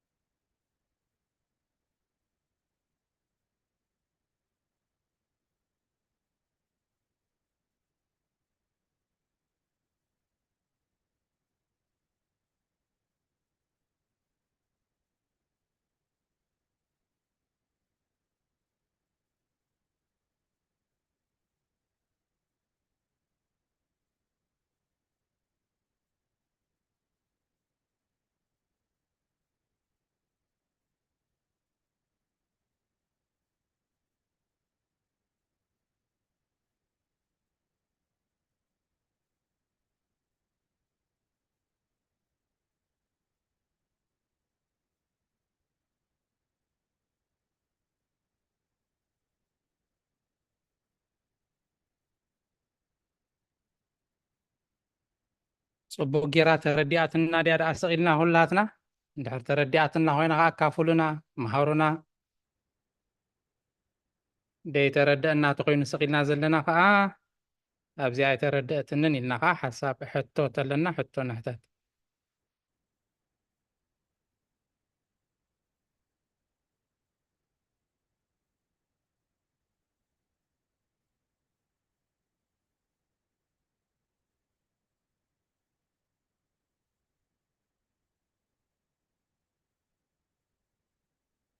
እሺ ሓፍትና ኣልልታ መድረኽና ባኺ እዩ።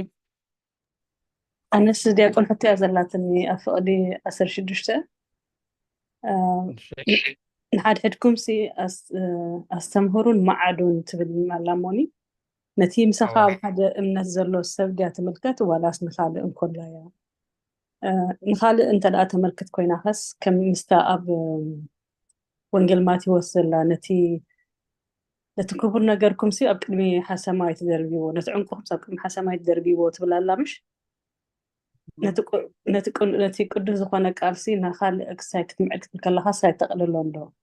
ዋላ ብሓደ ግዜ መምሃራን ክዛረቡ ከለውን ዝምህር ዝኽእል ብቕዓት ዘለዎ ተዘይኮይኑስ ጌጋ ወይ ከዓ ህፀፅ ትምህርቲ ከይትምህሩስ ተጠንቀቁ እዩ ዝብል እሞስ ቁርብተይ ከተብርሃልና ኣስተምህሩን ማዕዱን ትብልሲ ከመይ እያ? እሺ ፅብቕቲ ሕቶ እያ። ኣብ መወዳእታ ምስ መጠቃለሊ ካልኦት ተወሳኺን ሕቶታት እንተሃልዩ ብሓንሳብ ክትምለስ እያ። ኦኬ ካልኦት ኣሜን።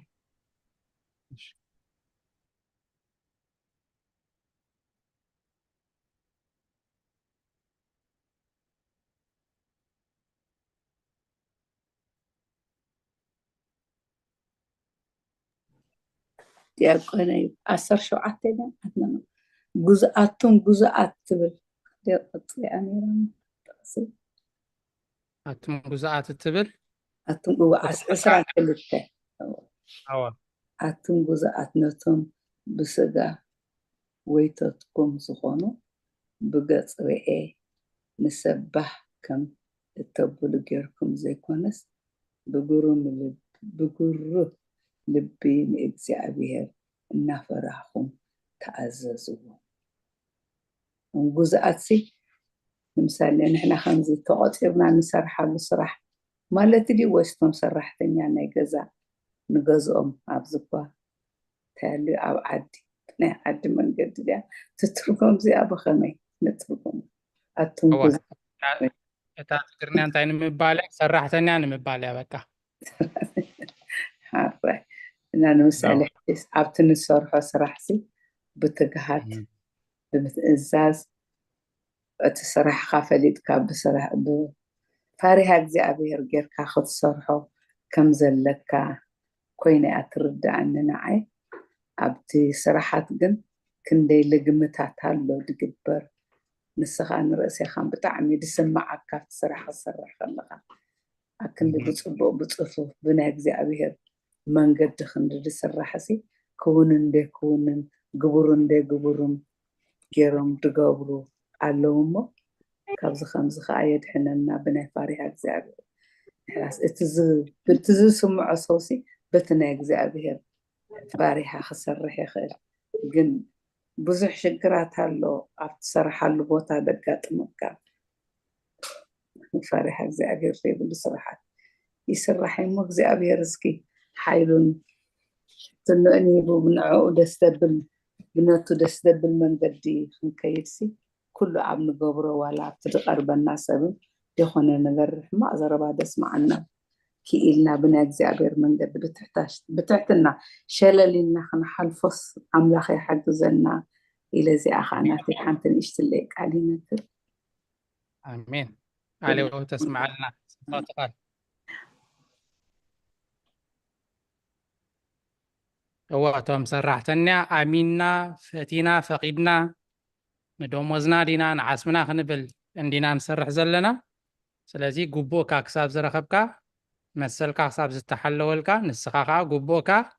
ክትገብር ኣለካ። ብፍርሓት ኣምላኽ እቲ ዝግብአካ ክትገብር ከም ዘለካ እያ። ብጣዕሚ ደስ ዝብል እዩ። የናይና ዓለም ቃል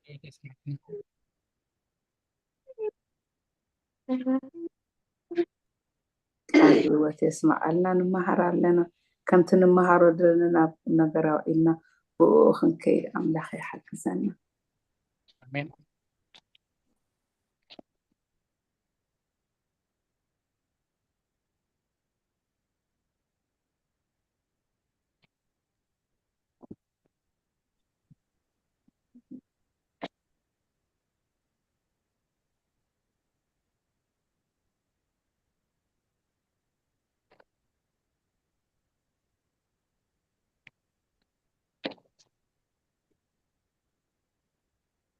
እሺ ማማ ሳራ መምህር ሳራ ኢድክን ሓፍ ኣቢልክን ኣለኽን ናባኸኒ እወ ደቆን ወደይ ኣነ ድማ ኣብ ቁፅሪ 14 ዘላ እታ ብዛዕባ ፍቕሪ መእሰሪት ኩሉ እሳ ምዃና እና ብዘይ ፍቕሪ ሲ ኩሉ ነገር ብሂወትና ንጓዓዞ ዋላ ኣሚንና ኢልና ብእምነት ንጓዓዞ ብኣገልግሎት ንጓዓዞ ኩሉስ ከንቱ ምዃኑ ሂወትናስ ኣብ ሂወትናስ ፍቕሪ እንተዘይብልናስ ኩሉ ህይወት ብእምነት ኣሚንናስ ንዘለኣለማ ህይወት ክንረክበሉ ኢልና ንጓዓዞ ጉዕዞ ሲ ከንቱ ምዃኑ እቲአ ሓንቲ ሕቶ ድማ ዘላትኒ ቁፅሪ 15 ዘላ ቃልያ ታሽሙ ጌራኒ ሰላም ክርስቶስ ከዓ ኣብ ልብኹም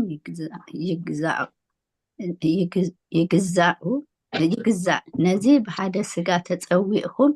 ኢኹም እሞ መማሰውቲ ኩኑ። እንታይ እዩ መማሰውቲ ማለት? እንታይ ኢሉ ክብለና ደልዩ? እዚኣ ዝያዳቶም ትግርኛ ልዕለይ ትፈልጡ ክትነግሩኒ። መማሰውቲ ኩኑ ማለት ኣመስገንቲ ኩኑ ይመስለኒ። ኣዋ ኣቦና ከም ኣያብሉን ኣለዉ። መማሰውቲ ማለት መመስገንቲ ኩኑ ኣመስገንቲ ኩኑ እያ። ኦኬ ቴንክ ዩ ካልህይወት ሓውና ዲያቆን ሳሙኤል እንኳዕ ብሰላም ኣተኻ። ሰላም ሰላምኩም ዲያቆን ሓወት ካልህይወት እስማዓልና። አሜን ንኩለና።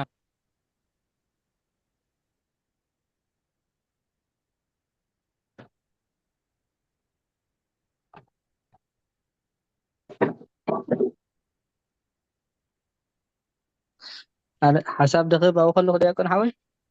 እሺ ግርም በዚ ክከታተል ፀኒሐኒ በዚይቲ እግዚአብሔር ናይ ኣገልግሎት ዘመንካ ይባርክ። ኣብዛ ኣብ መንጎ ሰብኣይን ሰበይትን ዘላቲ ኣተን ኣንስቲ ከም ንጎይታ ገርክን ተኣዘዝኦም ይብል። ከም ንጎይታ ገርክን ልክዕ ከምቲ ሰራሕተኛ ናስራሓይን እውን ከም ንጎይታ ጌርኩም ተኣዘዝዎም ይብል። ንጎይታ ይእዘዙ ከም ዘለዉ ነዚ ነገር ዝናሓሰቡ ንሰን ከዓ ከየጉረምርማስ ንጎይታ ይእዘዛ ልክዕ ከምኡ እናሓሰባሲ የምልኽኦ ማለት ኣይኮነን፣ ግን ከም ንጎይታ ገርክን ተኣዘዝኦም ይብል። ደስ ዝብል ስታያ ማለት ትሕት ንኽትብል ትሕግዘካ እያ። ኣብቲ ካልእ ከዓ ኣብዚ ኣብ ፍቅዲ ክንደይ ኢና ኣብ ፍቅዲ 8 ብፍላይ እንታይ እዩ ዝብል ሕጂ ግና ንስኻትኩም እዚ ኩሉ ድማ ሁራ ምንፅርፃር ክፍኣት ፀርፊ ዘሕፍር ዘረባውን ካብ ኣፍኩም ኣርሕቁ ይብለና። ከምዚ ኣቀዲሙ ክበሃለና ፀንሐ ንበረኸት ንምህናፅ ንሰባት ዝኸውን ዳ ካብ ኣፍኩም ይውፃእ እምበር ዘይጠቅም ዘረባ ካብ ኣፍኩም ኣይውፃእ ተባሂልና ኣብቲ ኤፌሶን እውን ተማሂርናዮ ኢና። እጂ ክንሪኦ ከለና ፀርፊ ሽግር ዘይብሉ ዝመስሎ ሕብረተሰብና ዘሕፍር ዘረባ ኣዝዩ ኣነዋድ ዘረባ እዚ ነገር እዚ ኢንሻአሎ እግዚአብሔር በፂሕናስ ኩሉ ንበረኸትን ንምህናፅን ዝኸውን ኣብ ኣፍና ንምህናፅ ሰባት ዝኸውን ተነቐምጥ ሎማዓንቲ እግዚአብሔር ምሂርና ኣሎ። ክብሪ ንስሙ ይኹን። እታ ሳልሰይቲ ነጥቢ ከቐመጠ እስታይ ከብላ ደሊኹ ዘለኹ ከዓ ኣብ መንጎ ውሉድን ወላድን ኣቱም ውሉድ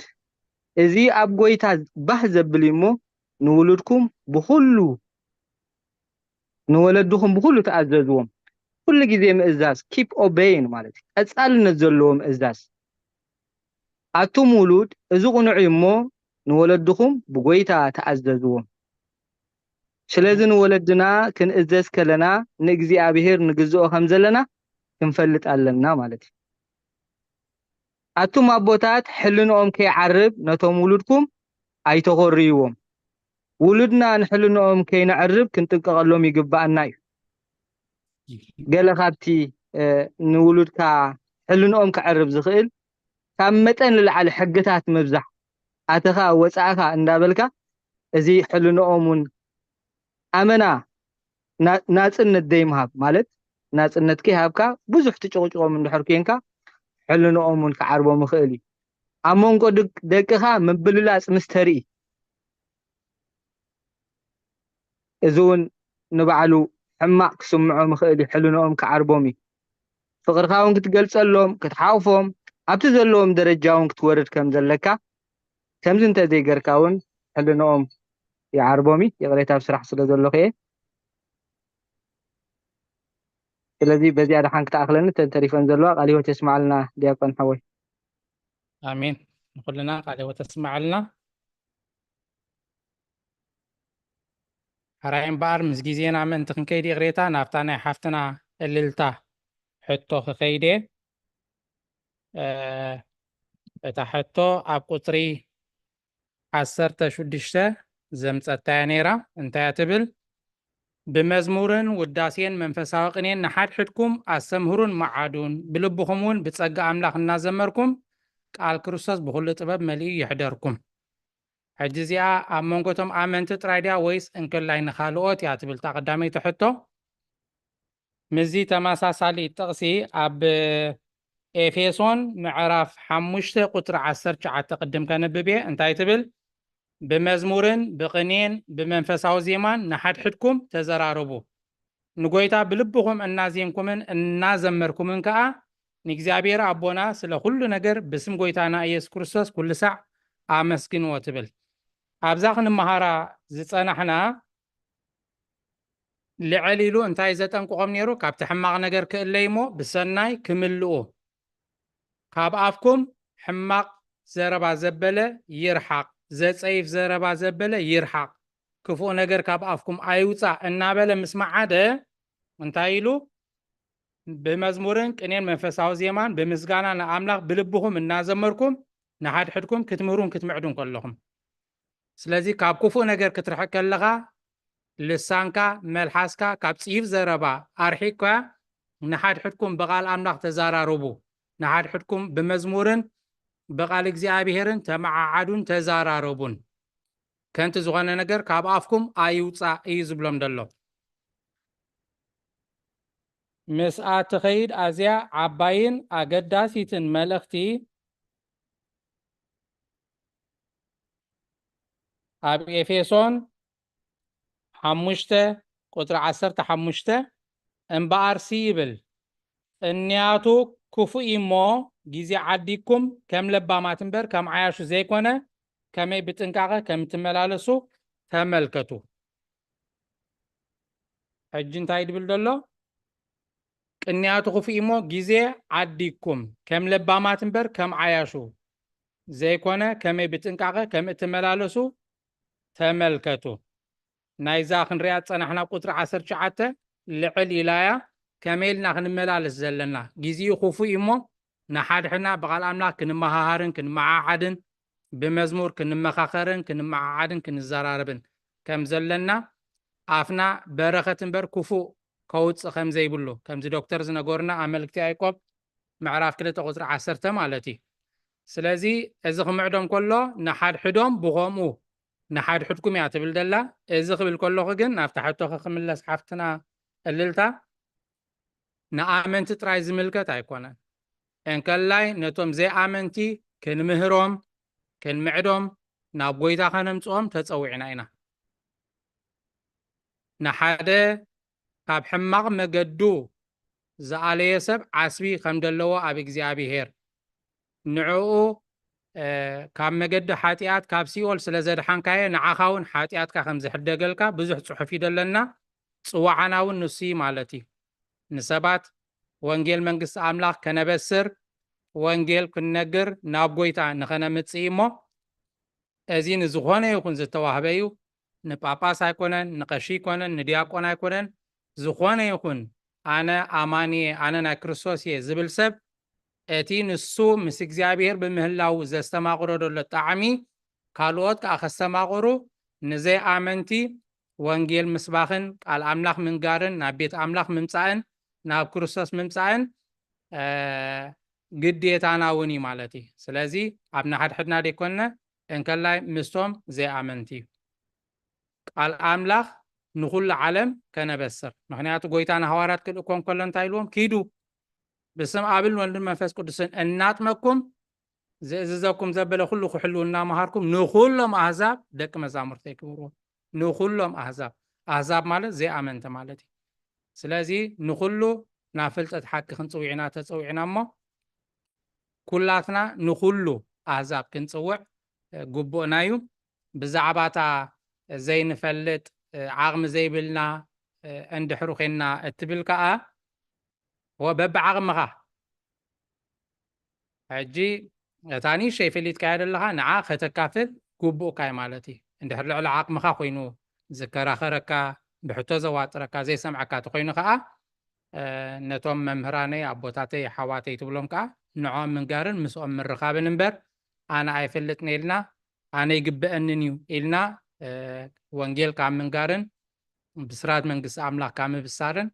ندحريت كنبلي بلنان حافتنا قللتان دحر باريها خوينا لا برهات لي فعلي هو تسمع له آمين كلنا قالي وتسمع لنا كابز قتلنا مبارنا بوبونا تبلوكم إيه مبرهن مدندنتان حفشاوي ملفت جيروم بتصولت كعاتولنا يوم نابوبونا قبلكم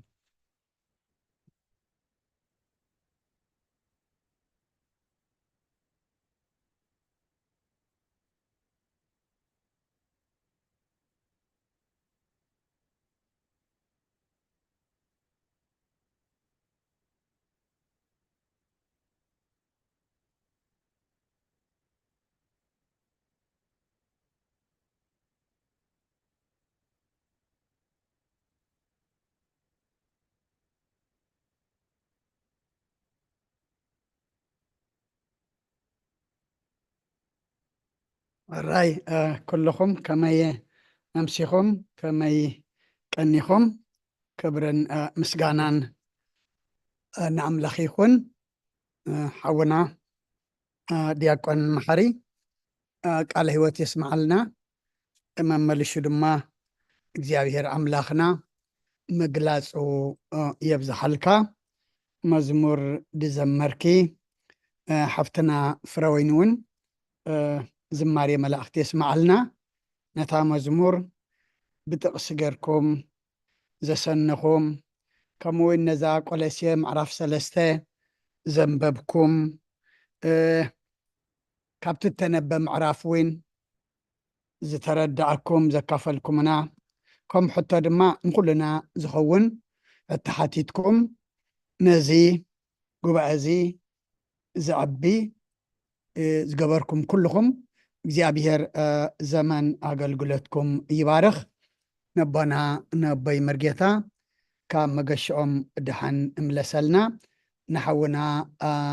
መምህር ተኽሉ ድማ ከምቲ ቀደሙ ኩሉ ግዜ ነዛ መደብ ሕዘልና ድማ ብድሓን ክመፀና ብድሓን ጉዳዩ ወዲኡ ክሕወሰና ድማ እግዚአብሔር ምስኡ ይኹን ሰናይ ፈቃዱ ይኹነልና ቅድሚ ናብታ ሓሳብ ሕጀያ ዘለኹ ሓውና ዲያቆን መሓሪ ጽቡቕ ገይሩ መሊስዋ እዩ ነዛ ብሓፍትና እልልታ ዝቐረበት ሕቶ ንኣመንቲ ድዩ ንዘይ ኣመንቲ ዝብል ጎይታ ንኩሉ እዩ መይቱ ንኩሉና እዩ ተበጂና ንኩሉና እዩ ድማ ዋጋ ከፊልልና ኣምላኽ ድማ ወይ ክኹንነና ወይ ድማ ክፅድቐና እንተ ደኣ ኮይኑ ቅድምታ ክገብረና ኣለዎ ቃሉ ከስማዓና ኣለዎ ማለት እዩ ክፉእን ፅቡቕን ሓጢኣትን ፅድቅን ፀልማትን ብርሃንን ሞትን ህይወትን ኣያናይ ምዃኑ ቅድም ኣምላኽና ከየፍለጠ ኣብ ፍርዲ ክፈርደና ስለ ዘይክእል እዩ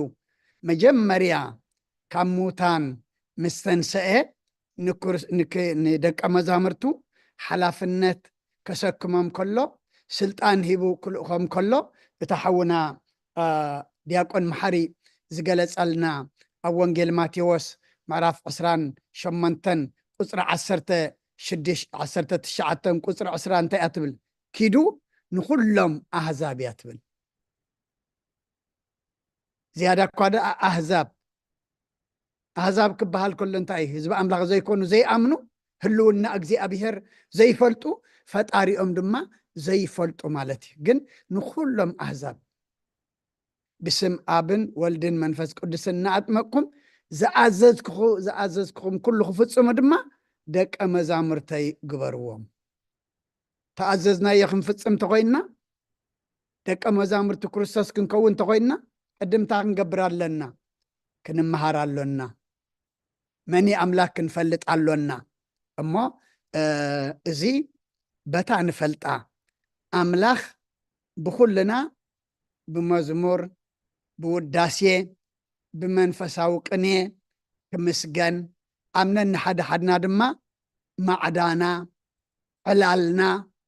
ዘተና ድማ ብምንታይ ክኸውን ብቃሉ ክኸውን እሞ ንኩሉ እቲ ቃል ዝያዳ እኳ ደኣ ነቲ ዘይፈለጠ ዝያዳ እኳ ደኣ ነቲ ዘይበፅሖ ከነብፅሐሉ ነቲ ዘይተረድአ ድማ ከነረድአሉ እሞ ኣምላኽ ንኩልና ይሓግዘና ካብ ቁፅሪ 1 ጀሚሩ ክሳብ ቁፅሪ 5 ዘሎ ደጊም ምስ ክርስቶስ ተንሲኢኹም እንተኾንኩምሲ ምስ በለ ኣብዚ ዘለና ኩልና ንሰምዕ ዘለና መቸም ምስ ክርስቶስ መይቱ ዘይተንስአ ዋላ ሓደ የብልናን ምስ ክርስቶስ መይትና ምትንሳእና ድማ ሓወና ዲያቆን መሓሪ ነጊርና ንርኢ ብምንታይ ኢና ምስ ክርስቶስ መይትና ንትንስእ ብጥምቀት ክርስቶስ ኣብ ከርሰ መቃብር 3 መዓልትን 3 ለይትን ገሩ እቲ ኣብ ማይ 3 ግዜ ጠሊቕና ምውፃእና ድማኒ እቲ ኒብትራ እቲ ማይ ንዕቁረሉ ከም መቃብር ከም ጉድጓድ ገርና ንሕሰቦ እቲ ማይ ድማ ከም ሓመድ 3 ግዜ ጥሒልና ኢና ንወፅእ ልክዕ እዚ ድማ ምስ ክርስቶስ መይትና ከም ዝተንሳእና ድሓር እንተኾንኩምሲ ምስ በለ ምስኡ መይትኩም ተሲኢኹም እንተኾንኩምሲ ብፀጋ ጥምቀት ውሉዱ እንተኾንኩም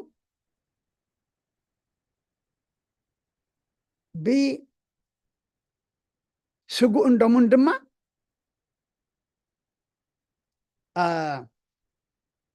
እንተ ደኣ ተኻፊልኩምሲ እንታይ ሕሰቡ ኢልና ነቲ ክርስቶስ ኣብ የማን ኣምላኽ ተቐሚጥዎ ዘሎ ኣብ ላዕሊ ዘሎ ድለዩ ምክንያቱ ክርስቶስ ኣበይ እዩ ዘሎ ኣብ ላዕሊ እዩ ዘሎ እሞ ምስኡ መይትና እንድሕር ተንሲኢና ነዛ ምውት ዓለም ዘይኮንና ክንመስል ወይ ድማ ብዛዕባ እዛ ገዲፍናያ ንኸይድ ዓለም ዘይኮንና ክንሓስብ ወይ ድማ ብዛዕባ ኣብዚ ዓለም ዘሎ ዘይኮንና ክንደሊ እንታይ ደኣ ኣብ ላዕሊ ዘሎ ድለዩ ክልተ ግዜ ደጊምዋ ነዛ ኣብ ላዕሊ ዘሎ ድጎም ድለዩ ትብል ኣብ ቁፅሪ 2 3 እውን ኣብ ላዕሊ ዘሎ እንታይ ግበሩ ሕሰቡ ኣብ ምድሪ ዘሎ ኣይኮነን ኣብተን 14 ቅዳሴናሲ እንታይ ዝብል ኣሎ ኣብ ኩለና ኣላ ኣልዕሉ ኣልባቢኩም ትብል ኣላ ልብኹም ኣልዕሉ ናበይ ናብ ሰማይ ልብኹም ሰማያዊ ይድለ ሰማያዊ ሕሰቡ ሕጂ ኣብ ላዕሊ ዘሎ ሕሰቡ ኣብ ምድሪ ዘሎ ኣይኮነን ምስ በለ ክርስቶስ ሂወትና ምስ ዝግለጽ ሽዑ ንስኻትኩም እውን ምስኡ ብክብሪ ክትግለጹ ኢኹም ክብሪ ንኣምላኽ ይኹን ነቲ ብላዕሊ ዘሎ እንተ ደኣ ደሊና ነቲ ክርስቶስ ኣብ የማን ኣምላኽ ተቐሚጥዎ ዘሎ ኣብ ላዕሊ ንዕኡ ንደሊ ብኡ ድማ ንሓስብ እንተ ደኣ ኮይናሲ ክርስቶስ ንዓና እንታይ ይብለና ኣሎ ሂወትና እዩ እቲ ሓንቲ ንፅበያ ዘለና ድማ እንታይ ሕጂ ሂወት ክርስቶስ ሂወትና ዝኾነ ክግለጽ ክመጽእ ካገብረና ክወስደና ናበይ ናብኡ ምክንያቱ ስፍራ ከዳልወልኩም ከይድ ኣለኹ ኣብ ቤት ኣቦይ እንታይ ኣሎ ብዙሕ ማሕደር ኣሎ እንተኸድኩ ሕሸኩም ተመሊሰ ክወስደኩም እሞ ኣብቲ ኣነ ዘለኽዎ ድማ ንስኻትኩም ኣብኡ ክትኮኑ ኢኹም ልብኹም ኣይሸበር ብኣምላኽ እመኑ ብኣይ እመኑ እንዳበለ ሰናይ ቃል ኣብ ወንጌል ዮሃንስ ምዕራፍ 14 ተዛሪብና እዩ እሞ ክርስቶስ ሂወትና ምስ ዝግለጽ شعو نسخاتكم مسؤو بخبر ختكلت يخم كبرنا أملاخ يكون علم لم خبيرات انت أتقبرك صباح تحسرك لما موقشا صباح توقسك لما تقبلا صباح تنسقك كريستوس يوتنا مزقلت قنا شعوء نسخاتكم مسؤو بخبري كتقلت يخم اتخبرتي كم من تقبلنا يا خبري كاب كبري كاب قدسن قدما قدسنا كم زخبر على ما يكونن أب سلطان كسع زلخا تخبر كاب سلطان مسورد كادما تراسب تخون كم يكونن إذا خبر زي زل على ما هو خبر إيو كرسساو خبر إيو سماعو خبر إيو أملاخاوي كبر إيو دما أما نزا كرسساو خبري نزا أملاخاو خبري نزا سماعو خبري نحنا هوتنا كرسوس مزقلت مسؤوم انتي كنكبر تخنقبر حجتان تخوانا دل زلان تايا أبلع على زلو دليو ويدما بزعبات أبلع على زلو انتاي قبرو حسابو أبلع على زلو انت دلينا نتي أب سماي زلو دما انت حسيبنا نتناي مدر نجر انت هنقبرو إنا كنقتلو إنا تقصر حمشتن بيبه ملختك عطيه أب تقصر حمشتن تأذب لنا سلازي نتأمد رزلو تأب سماي زلو انت إلو هوتنا مزقلت كرسس هوتنا مزقلت مش قدمنا بخبري كتقلو صيخهم إذا ما عسيو نتبلع لزلو انت دلنا بزعباتي أبلع لزلو انت حسبنا أمد رزلو أيكونن إلو مخنياتو سلام انتاي اتأمد رزلو أكالاتنا انت إلو كنقتلو زقبعنا انت إلو منزر رخصت فتوة سقا كفوء تمنيت سسعة إذا ما كل انت إلو أملخوت أعوت إلو لومي ندك سبات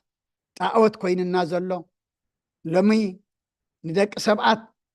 بعداوي أملخو كوين النازلو انت دائلنا أوشت لبنا تسميرو زلو إيو منزر رخصت فتوة سقا كفؤ تمنيت سسعة قنئي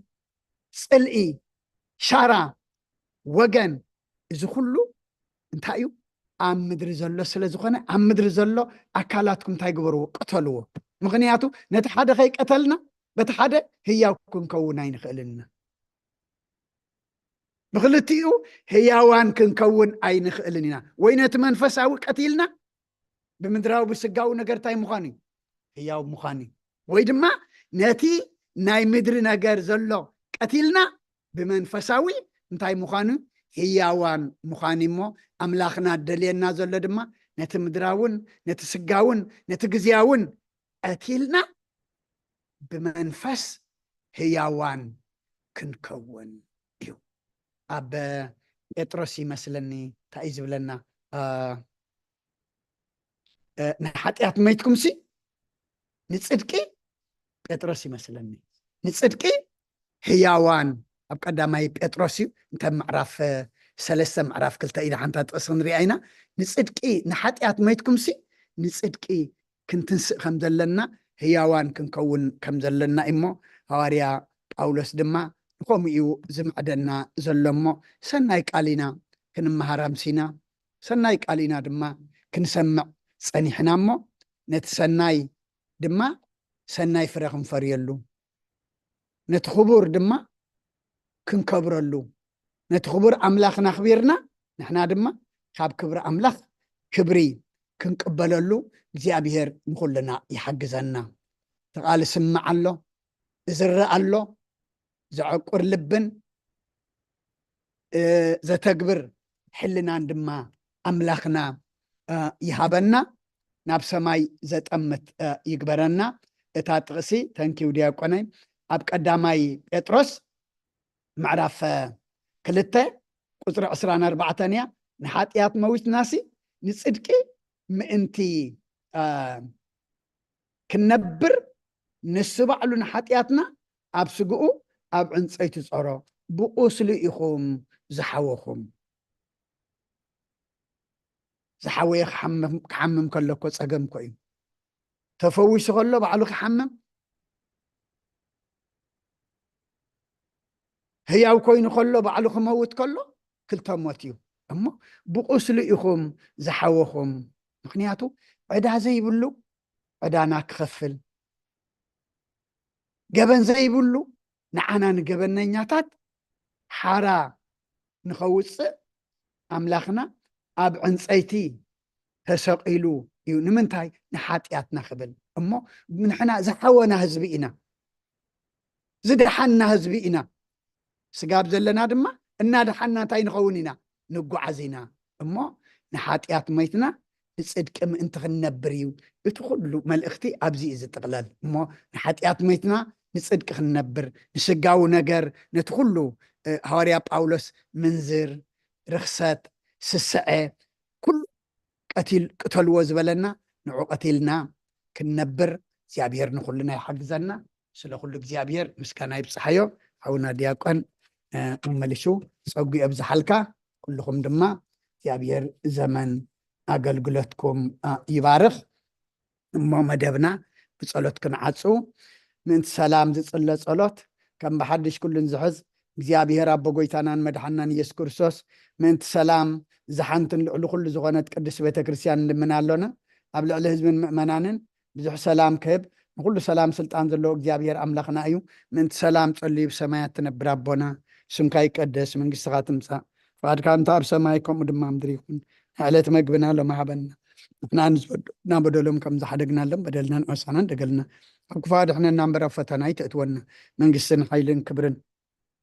ንዘለኣለም ናትካ እሞ ኣሜን أوجزت يا مريم بناي قدس جبريل ملاك سلامتا سلام لك الله بحلنا قدن قليخي بسجاه وندن قلي خاد إيجابير سواد قويتا سراوي سلام لك الله نسقى ونس برختي خي فركر سقم برخيو وملت تسقى إيجابير مساقي أوفيس تدس ولكي حتى أتناخسر يلنا نفت ودخي يسكرسس من أنتنا محرات لمن لنا أمين ونقول إيجابير لمن كان مالك كان لنا ونقول سلام حبنا كل كان ناخم إيجابيرات رينا سقى خاو نفسلنا جكان نفلت بعد أملاك يبلنا قدسم كان سمن نتصوعنا لنا أب سمايا زول خان سخا سلام كعب لنفس كلنا حدر أبز عالم زمن ورام سلام حلو كل مرحة سوى سلطان بقدسم كا سلام حبهم أبزريانا نزولو موقع انتظاب كام خرهاب أم إتاونا موسعانا نزولو قراوتنا بكل سلام حلوهم بهدعون بعنعني واتكن نبرن بكل سنة يعمل خدمة ناخاني زيابير بمفرح بحياونات نركبن بكرساس مسؤولش منفذ قدسن بس قانا نصنعاتن بؤذن لك لو من كل سعن نزل علم أمين حر أملاخ محرنا يقرب على أملاق قرب لنا ساعات معلت تبارك لنا قدس جابير أملاخنا ساعات زام شزي أدم ما بارك لنا بس أنا زو على كان مسكنك بس أنا أتحضر دمان معقبك نزقوا بقى زي دم جابير أملاخنا قبا قدسان قبر لنا ناب قدسنا مقدزة حزننا أو قبا قدسان زت أمبرنا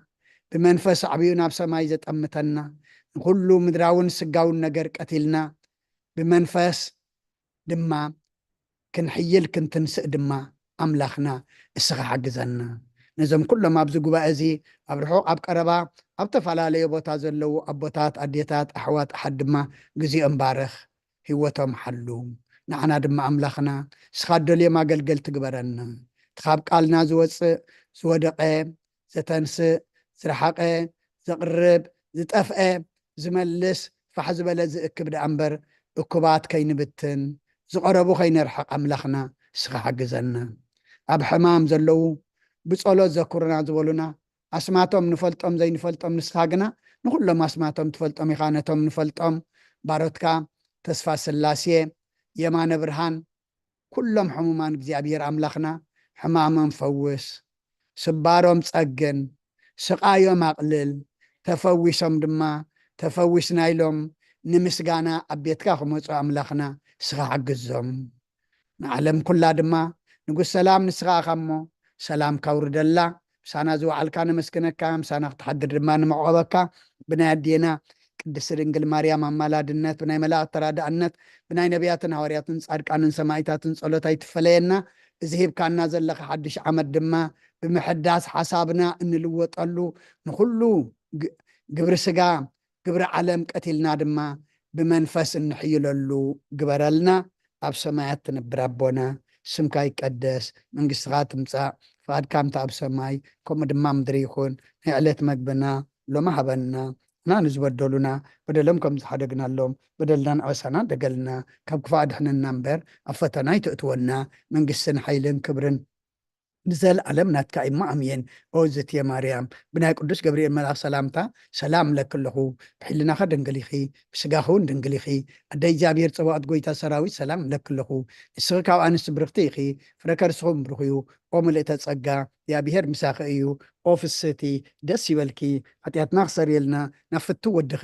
ኢየሱስ ክርስቶስ ምእንታና ምሕረት ለምነልና አሜን። ይፍታህ ወይ ሽረይ እግዚእና አምላክን ወዳነ ኢየሱስ ክርስቶስ ካልኒቀ ጋና ሰረ ኃጢአት ደምሳሲ አበሳ ወልዱ ለብሩ ከሰተ ብርሃን አንቱም አብየ ካህናት ወአብየ ዲያቆናት እዱ አንሳይሩ ገጻናት በበስምክምኩን ፍታህን ወንጻህነ የረስየነ ስክሏን ሰማያት ዚዮ መሐረነ ክርስቶስ መል 12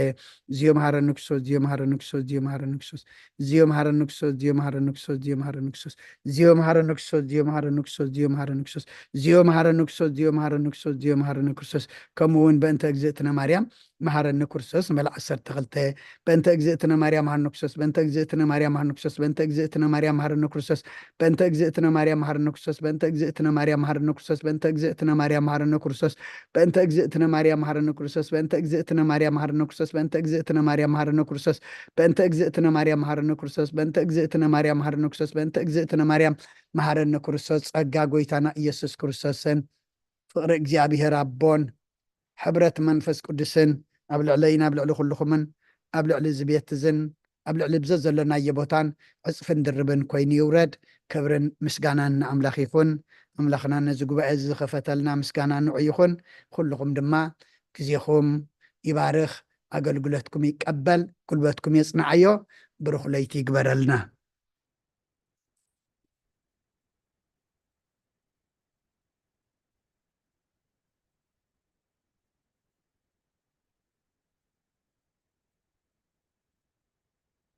ስለዝነበረና ናይ ጸሎት ናይ ምምዕዓድ ናይ ምምሃር ናይ መዝሙር ናይ ኩሉ ግዜና እግዚአብሔር ኣምላኽ ክብርን ምስጋና ንዑ ይኹኖ ንኩልኹም ኣብ ቀረባን ኣብ ርሑቕን ኮንኩም ዝተሳተፍኩም ድማ እግዚአብሔር ኣምላኽ ኣስቲ ቅዱሳን ይክፈልኩም ብሩኽ ለይቲ ይግበረልና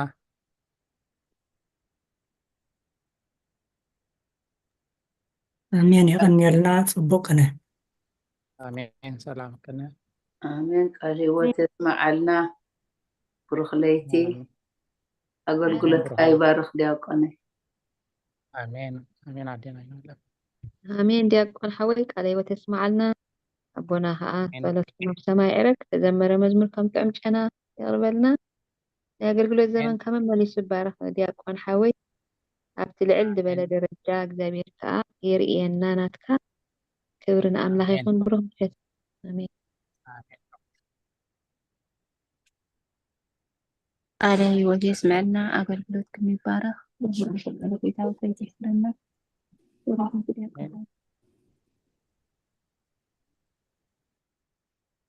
ተባረኽ ምሸት የምሴና ቴንክ ዩ አምላኽ ባረኽ አሜን ኩለና ቃለ ህይወት የስምዓልና ብሩኽ ምሸት ዘበን አገልግሎትካ ይባረኽ ዲያቆን ሓወይ አቦና ሁሉኩም ብሩኽ ምሸት ብሩኽ ለይቲ አሜን ብሩኽ ለይቲ ቃል ተስማዕልና ዲያቆን ሓወይ እግዚአብሔር ናይ አገልግሎት ዘመን ይባርክ አሜን ኩለና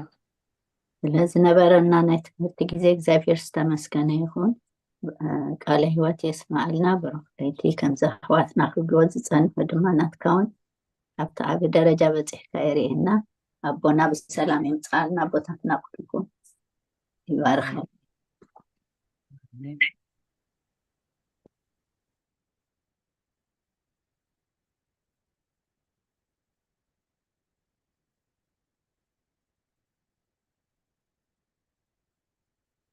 ብሩኽ ለይቲ ግበረልና ናይ ጽባሕ ሰባት በለና ሰላም ለይቲ